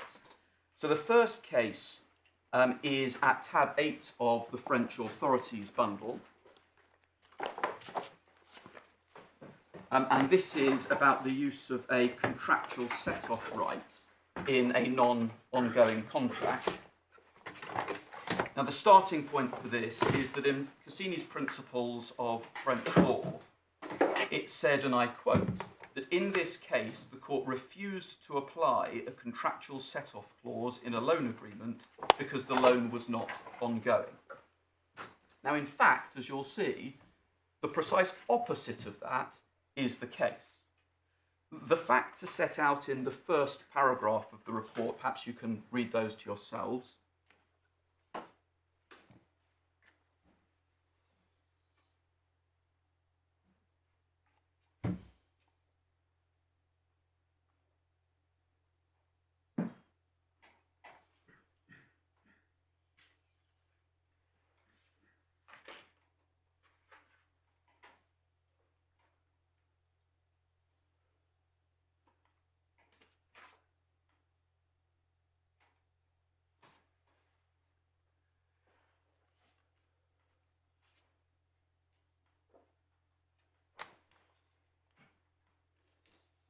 Yes.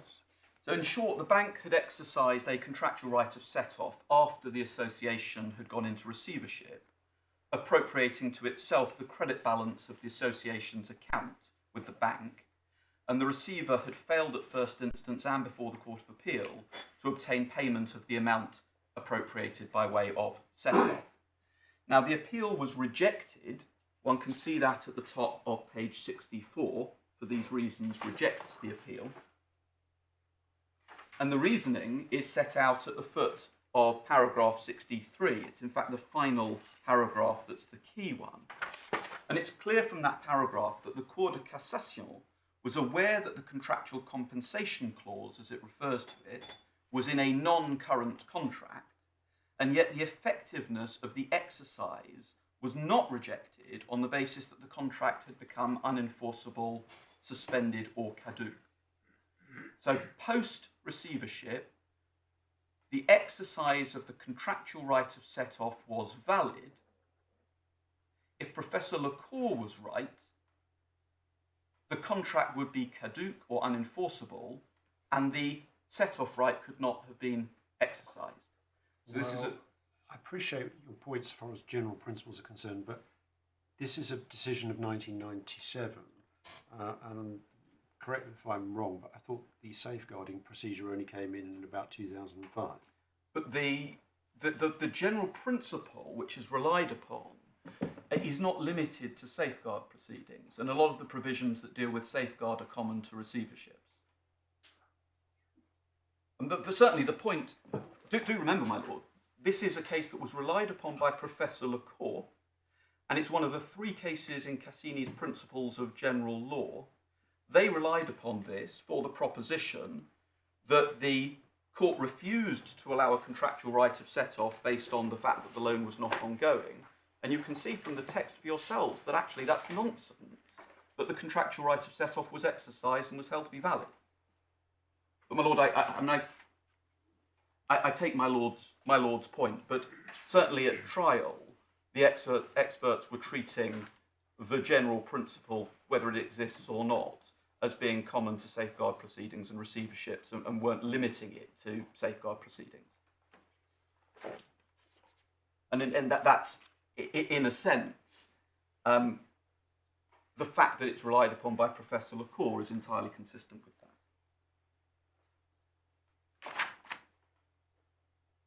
Now, can I show my lord Dr. Daman's analysis of this case just briefly? Because as well as dealing with the case in the way that I've done, what he does is he explains that Article 37 of the law of 25th January 85 is the statutory predecessor of Article 622.13. Can I just show you that?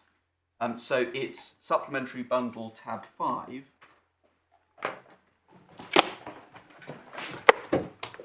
Page 107.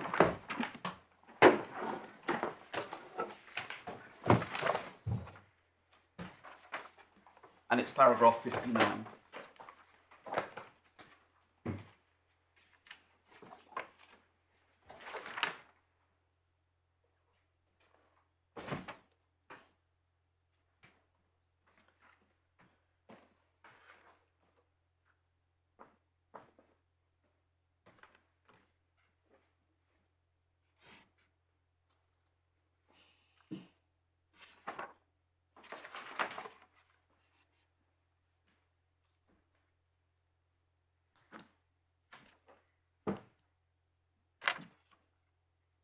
And my lord, when I cross-examined Professor Lecour on this case, he accepted Dr. Daman's analysis. Sorry, is Yes. that last statement correct? Despite the company having entered safeguard proceedings, well, they weren't safeguard proceedings, were they?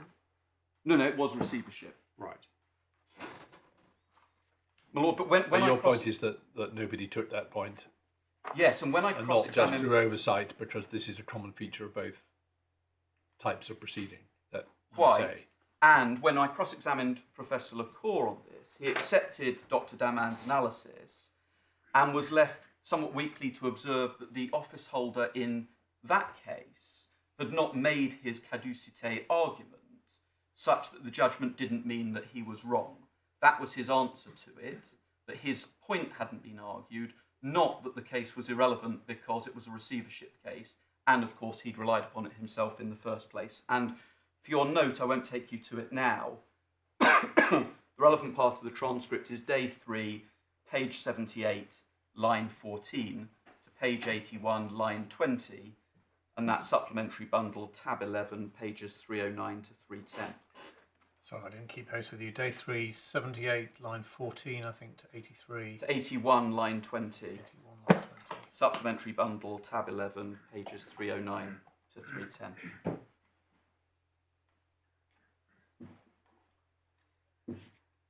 Now, the third of the 3 cases that are relied upon in Cassini's principle is the decision of the Court of Appeal of Versailles. You'll find that at tab 11 of the French authorities bundle.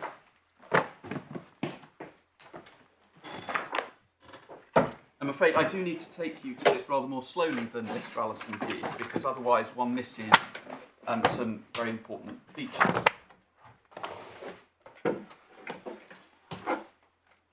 Now, I'd like to start by identifying the facts, and the backdrop is, I'm afraid, somewhat complicated. We need to start with the somewhat unusual procedural background, which you'll find if you go to page 73 by the top whole patch. What you'll see, if I can go through this reasonably quickly, is that the case involved 2 companies, SAS Heart of la Défense, which is referred to as Hold, and then Saal Dame Luxembourg. And those 2 companies had entered into safeguard proceedings on the 3rd of November 2008. On the 9th of September 2009, the Paris Commercial Court approved safeguard plans for both companies. But on the 21st of October 2009, there was an appeal against the judgment approving the plans brought by the public prosecutor. And the effect of the appeal was to suspend the effect of the plans. One then sees that on the 25th of February 2010, the Paris Court of Appeal set aside the orders opening the safeguard proceedings and declared that the appeal lodged by the public prosecutor was irrelevant as a result. Now, that decision was then appealed to the Court of Cassation, and on the 8th of March 2012, the Court of Cassation quashed the Paris Court of Appeal judgment that set aside the opening of the safeguard proceedings. So you say 2012, you mean 2011? I do apologise. Yeah, that's fine, just make sure I read the right place. Yep. You're absolutely right, I do apologise. Now, the decision that left open the safeguard proceedings and the plans, but left unresolved the appeal against the judgment approving the plans. On the same date, the Court of Appeal for Versailles was designated the referral court to deal with the public prosecutor's appeal. Meaning remittal, Remittal. I assume. It was remitted back to Versailles. Yes, that's right. Yeah. So, as I understand it. Yeah. I mean, I've come across this before. If they quash Paris, they send it back to Versailles and vice versa. It sounds like my lord is 1 or 2 steps ahead of me. And you can understand why. Yes. Thank you, my lord. Now, we can see in the final 4 paragraphs of the page a discussion of the consultation that had taken place with the creditors of the companies prior to the plans having been approved, and over the page what orders the Paris Commercial Court made when approving the plans. And one sees just below the top hole punch on page 74 that the plans were to last 5 years to the 30th of June 2014. If my lords could please turn to page 76 of the bundle, starting 4 paragraphs up from the bottom of the page, you'll see that the judgment sets out in the 8 numbered paragraphs which follow arguments raised by the public prosecutor to support its right to bring the appeal procedurally and in terms of its standing. After paragraph 8, the public prosecutor's arguments on the merits are then set out in 6 numbered paragraphs, and it's argument 2 that gives rise to the relevant part of the judgment from our perspective. In essence, looking at number paragraph 2 in the middle of page 77, the argument was that the court could not, in 2009, approve a plan that postponed the due date of the loan from 20 July 2012 to 10 July 2012 to 10 July 2014, because this could only be done by the relevant contractual mechanisms in the contract, and they had not been met. And the relevant contractual mechanism that deals with the variation of the maturity date are described as the formal and substantive conditions, or in the French original it was conditions de forme et de fond. So I'd ask What's you... the second word? Form and fond? De fond, F-O-N-D. Right, thank you. Translated as the formal and substantive conditions. But it's important that one underlines, or at least bears in mind, that the argument was that the court couldn't, through the plan, extend the maturity date when the debtor didn't have the contractual right to do so unless various conditions were met, and those conditions hadn't been met, and those conditions are the formal and substantive conditions they're referred to. And we're going to come back to that wording. So the argument being run by the public prosecutor related to the interaction between the court's power to extend the maturity of a loan through a plan and the contractual provisions of the loan dealing with maturity and repayment. Now, if you could go, please, to page 17 of the judgment, the internal page numbering, which is page 86 of the bundle. In the middle of the page, you'll find a heading concerning the merits of the case. And this is the part of the judgment that deals with the 6 arguments run by the public prosecutor on the merits of the case. And from the 3rd paragraph at the bottom, the court sets out the key facts of the case. And the paragraph at the top of the next page, page 87 of the bundle, is important, because what one sees from that is that there were 2 loans which amounted to 1.6 billion odd euros with variable interest, and importantly, a repayment date for the capital which would vary. The debtor could choose 10th of July in 2012, 10th of July 2013, or 10th of July in 2014 to repay, but so long as certain conditions were met, and those are the formal and substantive conditions that were referred to by the public prosecutor. Now, moving on to internal page 20, page 89 of the bundle, you have the section that's one of the 2 sections that Mr. Allison took you to, under the heading on the consequences arising from the fact that the loan contract is not a current contract. Can you please read that section up to the next heading, which is just above the lower hole punch, please?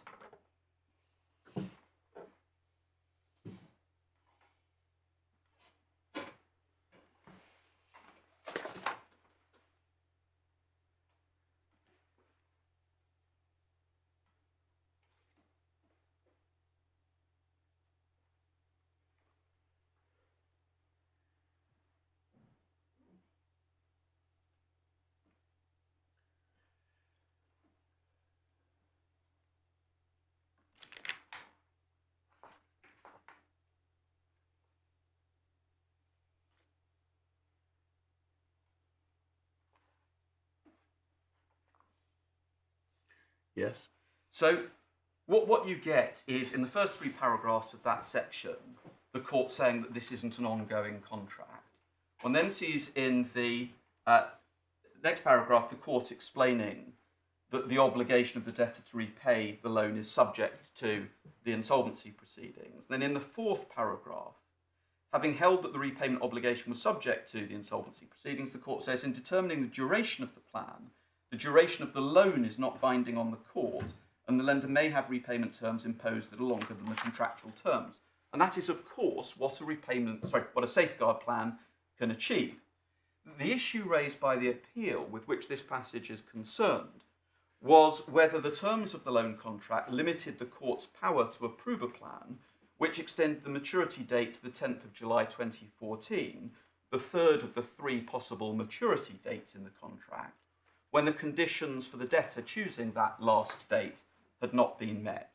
And this is a rejection by the Court of Appeal of the public prosecutor's argument that the court couldn't impose the maturity date that it did through the plan. And that's why the court says in the middle of page 20 of the judgment Consequently, the duration of the plan can be fixed within the limit of 10 years, that's a statutory requirement, without taking into account the duration of the loan or its terms. Is it terms or term? Terms. Term, yes, term. Well, and I'm querying whether it is, because duration of the loan is term. Yes. Should it be terms? Oh, so yes, well, the terms for, what's being referred to, the terms for extending the maturity date. Yeah, so it should be terms, Terms. Plural, I think. Or maybe it's term. Okay. Well, I'm not sure which term are we arguing about. The one at the end of the sentence. Consequently. I mean, it talks previously about repayment terms longer than contractual terms. I mean, Hard to think what the term would mean otherwise, other than duration. Well, I think duration's been mentioned, so I think my Lord Justice Snowden may well be right that it's talking about the provisions that I highlighted being the contractual terms allowing the delay of the maturity date if conditions had been satisfied, which they weren't.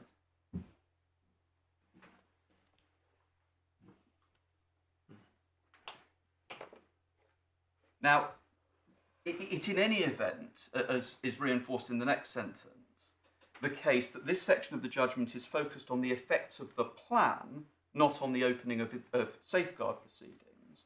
And there's also no discussion at all that relates to any secondary obligations owed by the debtor. So this doesn't take my learned friend any further in my respectful submission. If one turns over to page 21 of the judgment, this is the second relevant section of the judgment, although my learned friend, I think, only showed you one paragraph of this. There's a heading on compliance with the due date of the capital agreed between the parties at the first hole punch. Now, can you please read the whole of that section, which finishes 2 paragraphs up from the bottom of the page? It's only about 8 paragraphs long.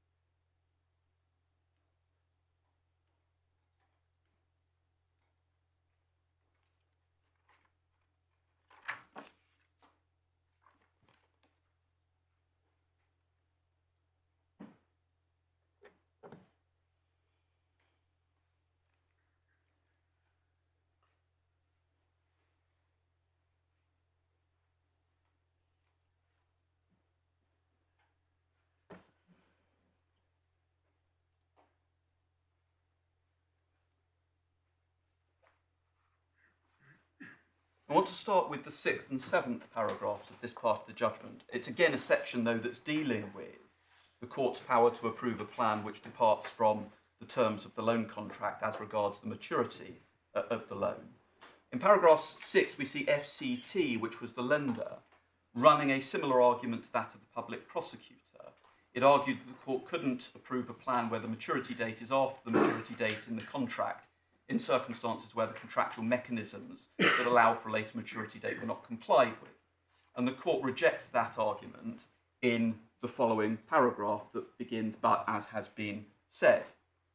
Now, importantly, the court in the second sentence is referring to the fact that the contractual requirements for the postponement of the debt maturity don't bind the debtor in the safeguard proceedings or the court within the framework of the plan. And where the court in that paragraph is referring to the formal and substantive conditions, it's referring to the conditions required to be met before the debtor could contractually extend the maturity date. So, but as has been said, the loan contract is not an ongoing contract. The formal and substantive conditions, and those words directly and precisely track the words used in the public prosecutor's argument that I took you to, are no longer enforceable against the debtor in the safeguard proceedings, nor against the court having to adopt the safeguard plan. And Professor Lacour tried to argue that this sentence means that the loan agreement, being a non-ongoing contract, became wholly unenforceable on the opening of the safeguard proceeding. That's, of course, not what the sentence said, not what the court was questioning. And what the court is saying is that the lenders can't enforce payment in the safeguard proceedings and require the payment of the loan at the first maturity date because the machinery for the debtor selecting a later maturity date were not met. And the plan can't override the contractual and the plan can override the contractual restrictions on the debtor delaying the maturity date, just as it can override the maturity date itself. And importantly, if you look 3 paragraphs up from that paragraph, the court noted that the opening of the safeguard procedure does not make the loan payable and does not have any consequence on the fact that the loan is repayable in fine on the dates indicated above. Now, What does in fine mean? I think it's a term loan that's repayable at the end of the term rather than throughout the period of the loan. But the important thing is that if Professor Lacour was right, then the loan contract would not subsist. It would have become caduc or wholly unenforceable. And if that were the case, it's very odd to see why the Court of Appeal would say that the opening of the safeguard procedure does not make the loan payable and does not have any consequence on the fact that the loan is repayable in fine on the dates indicated above. What you would think that the court would say is the loan contract, as a result of the opening of the safeguard proceedings, has become unenforceable or caduc, and the only thing that remains is for the lender to be paid a dividend in a future safeguard plan.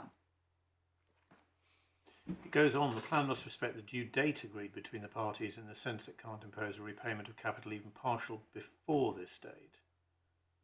Does that mean that the plan couldn't accelerate repayment? Yes.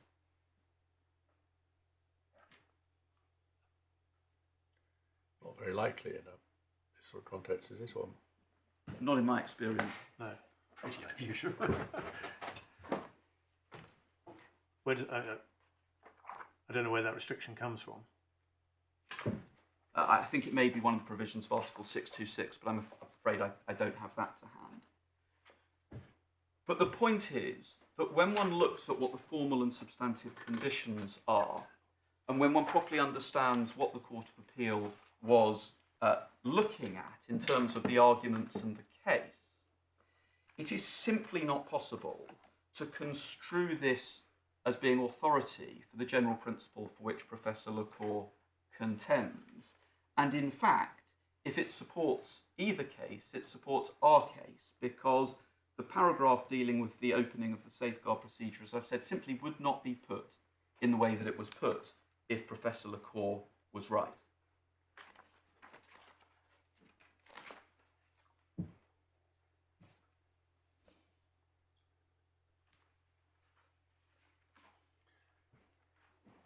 Now, the judge deals with this case in some detail in his judgment, having actually asked Professor Lacour some questions about it himself. I don't have time to go over that, but it does. It is worth, my lord, possibly reading that if there is time at some point. Yes. Now, talking about time, Mr. Allison doesn't get very much time for reply, but I think you're butting up against the time which he will. Or have you done a deal? Had you done a deal with him? Well, we did discuss all things being equal, an equal division of time, but I'm not going to insist on that at this stage. And what I was going to address was some of the other authorities, but they're dealt with, I think, satisfactorily for my purposes in the judgment. And then I was going to deal with the 3 of the 4 errors that I haven't dealt with. Well, those you but said. Actually, I mean, I can deal with them probably in a sentence each, if I may. So the Right. first one was the series of implausible results. I've dealt with that. The second one was the over-reliance on the French cases. I think I've satisfactorily addressed that. The third one was an alleged misconstruction of Dr. Daman's evidence on the Court of Versailles decision, but going to the impact of the plan, not the opening of the Sauvegarde proceedings, and therefore there's no point spending time on that because it's irrelevant to the decision before the court. And then the final point was the supposed unfair criticisms of Professor Lecour. But as I say, they were very much on a tangential point and didn't engage with the 4 key points the judge made. And then there was a suggestion that the judge was putting words into Dr. Daman's mouth. We've dealt with that in the skeleton, and I don't think I need to deal with that now. My Lord, can I just check that no one behind me wants me to deal with anything else? They don't. So unless let's see anyone has whether any questions. I don't. We'll see whether either of my lords do. No? Thank you, my Lord. Yes. Well, Mr. Anderson, I was trying to preserve you lots of time for a reply to deal with the authorities, but in the end, they haven't been, apart from Versailles, which you may or may not want to know more about, you haven't, and one other, you haven't had your nose rubbed in the authorities. So, my Lord, no, and on Versailles, my Lord has seen what Professor Lecour has said. You've seen his evidence on that, on how he would interpret formal and substantive, and I think I'd only be repeating if I went back there, so I won't go to any of the other authorities. A few very short points in view of the time, if I may. yes. We do respectfully suggest that Mr. Bayfield in his submissions has not met our case based on the purpose of the Sauvegarde regime. My Lords have seen that Professor Lecour's report was principally grounded in an explanation why it would be perverse or illogical to draw a distinction between the enforceability of ongoing contracts which are not continued by the judicial administrator on the one hand and non-ongoing contracts on the other. My Lords will recall we looked at that evidence in clear terms in paragraphs 15.1 to 15.6 of his first report.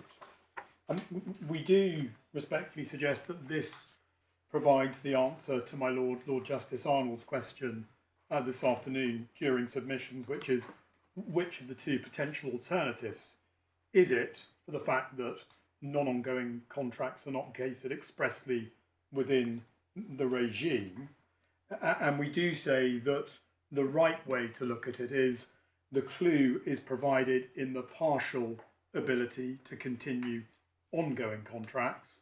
In other words, only where the judicial administrator decides to continue them in the interest of the purpose of the Sauvegarde, and that therefore in relation to non-ongoing contracts, it is hardly surprising it has not been dealt with in express terms. The ability is only there to continue to perform ongoing contracts because they may assist the debtor.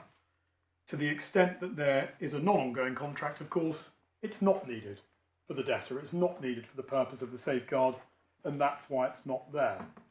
That's, we would respectfully suggest, the answer to the question posed to Mr. Bayfield, which we would suggest was not answered in a compelling fashion.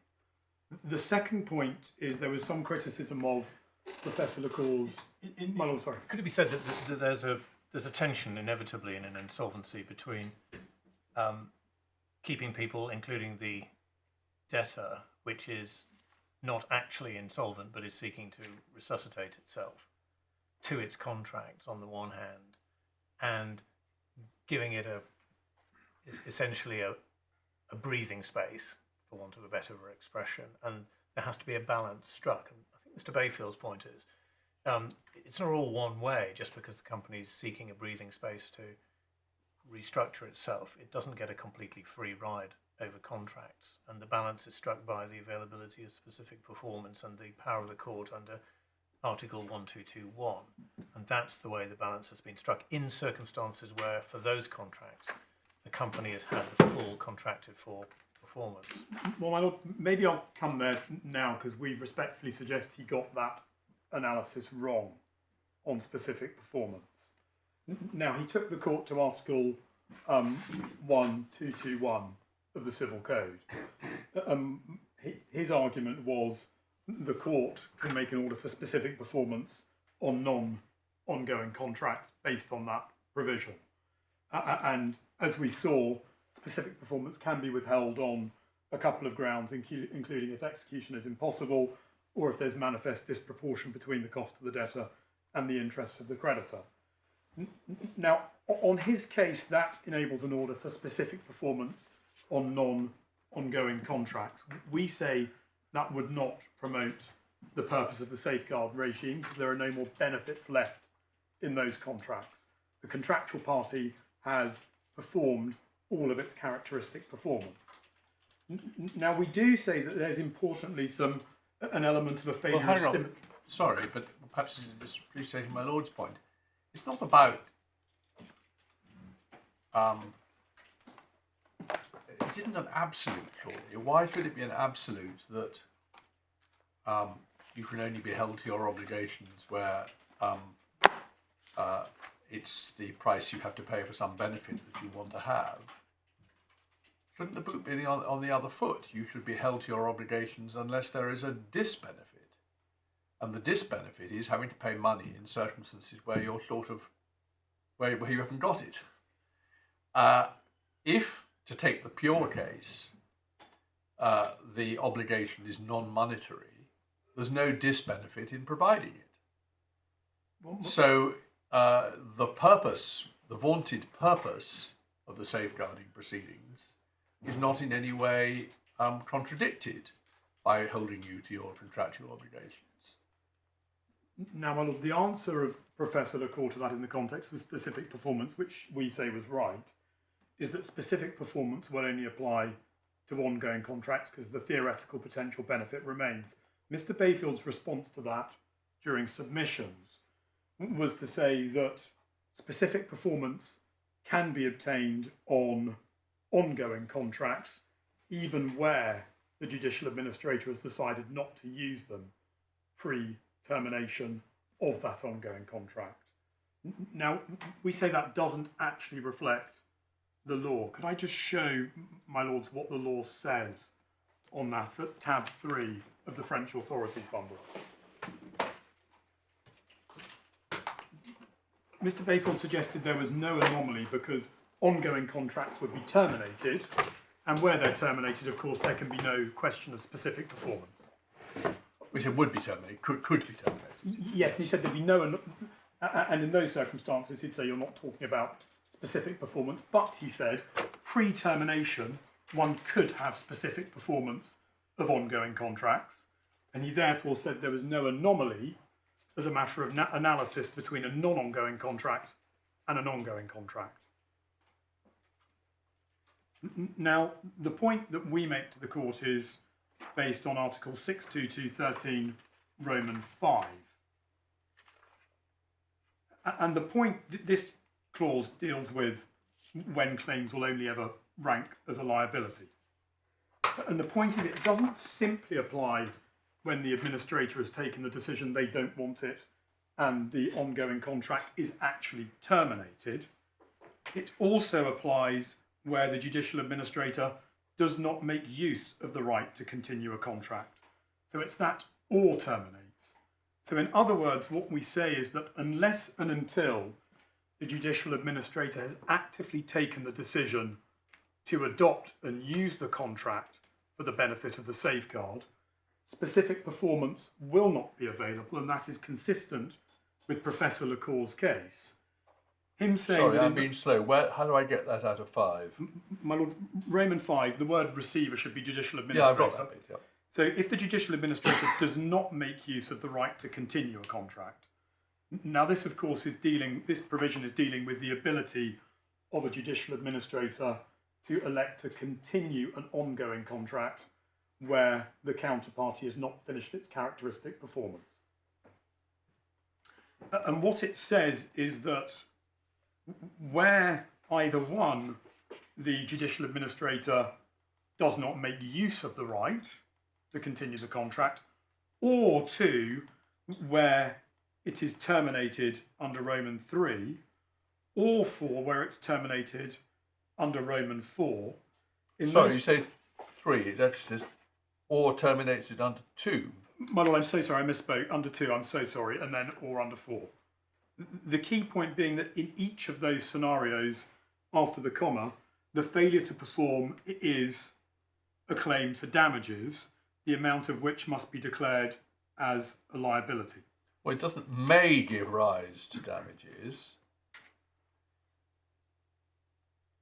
It doesn't say, it doesn't exclude the possibility of claiming specific performance, does it? Well, Professor LaCour said yes, we say yes. We say that's the natural way of reading it, that termination, unless and until it is actually being used, there is not the obligation placed on the other party. Isn't it just saying that post safeguard breaches of contract rank for payment as a liability? The failure to perform in whatever circumstances post safeguard is a liability ranking for payment, presumably under the plan or whatever. But it doesn't say anything about any other remedies. We say it fits with Professor LaCour's evidence that obligations are otherwise unenforceable following the approval of the plan for non-ongoing contracts, and that we would say there's no anomaly with ongoing contracts because it's a damages claim unless the receiver makes use of the right to continue the contract. This may be irrelevant, but this paragraph doesn't differentiate between ongoing and non-ongoing. I mean, it's not just an artifact of the translation. It says a contract, and if you look at the French, it's le contrat. It's not contrat au cours. My Lord, absolutely. Now, My Lord, I'm sorry. I hesitate to rise during my learned friend's reply, but I'm afraid he has mischaracterised Professor LaCour's evidence in a material respect. Can I just give you the transcript reference for that? Because actually what Professor LaCour said was that specific... Well, I was going to ask Mr. Allison to take us I was going to, my Lord. to the passage he relied on. Are you ready to do that now, are you, Mr. Allison? My Lord, of course, that was the next thing to show you the evidence. It's supplemental bundle 11, tab 11, page 293.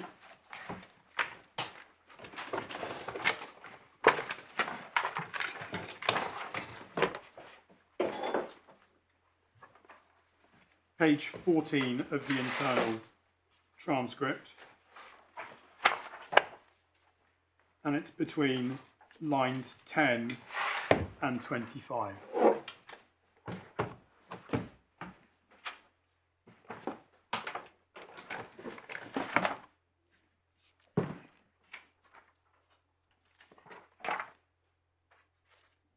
Sorry, which the internal page? Well, I'm so sorry, page 293. Yes. And then the transcript, page 14, Thank you. lines 10 to 25. Thank you.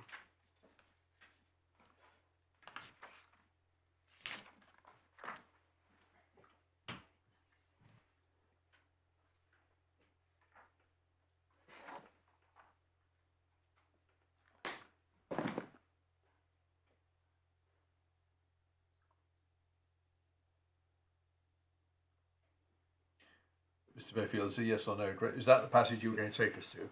Yes, my Lord, as I read it. No, don't. I said a yes or no. So, my Lord, as you see, what he says in the answer is the second sentence. I'm not talking about contracts which are not ongoing performance. In other words, he's only talking about ongoing contracts. It is actually about contracts ongoing performance. As a consequence, if these contracts are ongoing performance, the contractual counterparty can demand execution from the debtor. This is not the case if the contract is not ongoing performance. Well, then Now, he's challenged on that in the next. Professor, is there anywhere in the text that says it doesn't apply to non-current? He says it's not express. that's in his textbook, we saw, yes.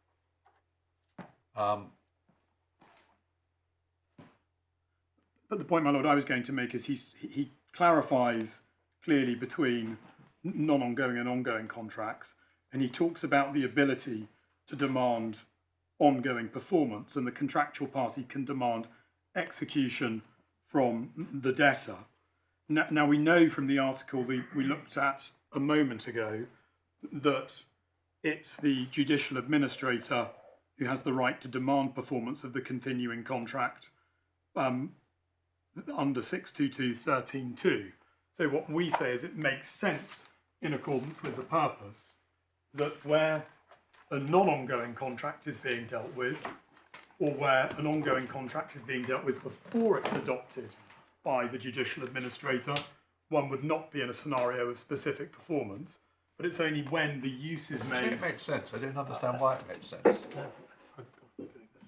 Well, that's how we say the regime is to be seen, and we say therefore there's no anomaly between, and we say there is an anomaly, I'm so sorry, between ongoing and non-ongoing contracts when it comes to specific performance. Now, it's a minor point compared to the other points made by Professor Lacour in relation to the perversity of the regime, but we do say that's an answer to the point on specific performance that was made. So, can I just ask, the sentence between line 20 and 22, if the contracts are ongoing performance, the contractual counterparty can demand execution from the debtor. Is that right? I mean, well, in circumstances where the judicial administrator adopts it, yes, in those circumstances. well, in other words, only if the judicial administrator agrees. Well, I mean, it seems a bit odd. I mean, My lord, yes. demand execution from the debtor. I mean, he can't. He can only get performance if the debtor by the judicial administrator agrees. Well, that's my point, and until then, you can't actually have the enforcement of the obligations, because until then, there is nothing to enforce against the debtor unless and until the judicial administrator has decided yes or no, I want this contract or I don't. Right. See. Right. So you're saying there would be a difference between a non-ongoing contract and the ability to get a specific performance. Once adopted by the judicial administrator, absolutely. But that makes perfect sense.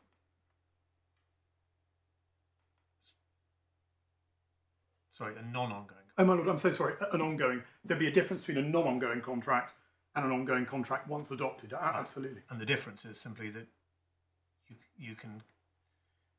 If Mr. Bayfield's right, he says that specific performance can be ordered, but subject to the court having the ability to say no, it's manifestly onerous or disadvantageous, or whatever it is, on the company in safeguard proceedings. My lord, yes. He says that's the right striking of the balance. You say that doesn't give full effect to the purposes of safeguard.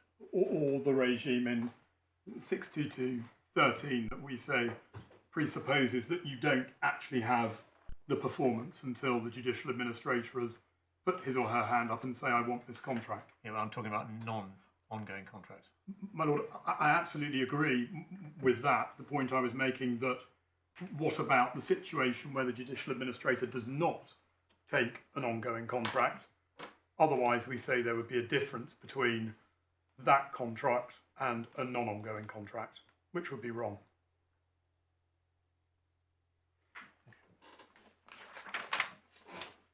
The key point, though, we do say is based on the purpose of the regime. In view of the time, I do apologise, we've gone over, unless I can assist my lords anymore. I've got nothing more I want to ask. I don't know if either of my lords do. Very well. Thank you both for densely packed and well organised submissions. We will, of course, be reserving our decision. What that means, though I appreciate the two of you know this very well, but for the wider world, is that we will, as soon as possible, but I can't tell you exactly when, circulate judgments in draft so that the parties can agree the terms of any consequential orders, or if they can't, can submit brief written submissions to enable us to resolve those by the time of the formal hand down. and also, of course, to draw our attention to any typographical or other minor factual errors. Thank you both very much. Well, also, thank you. Next one, please.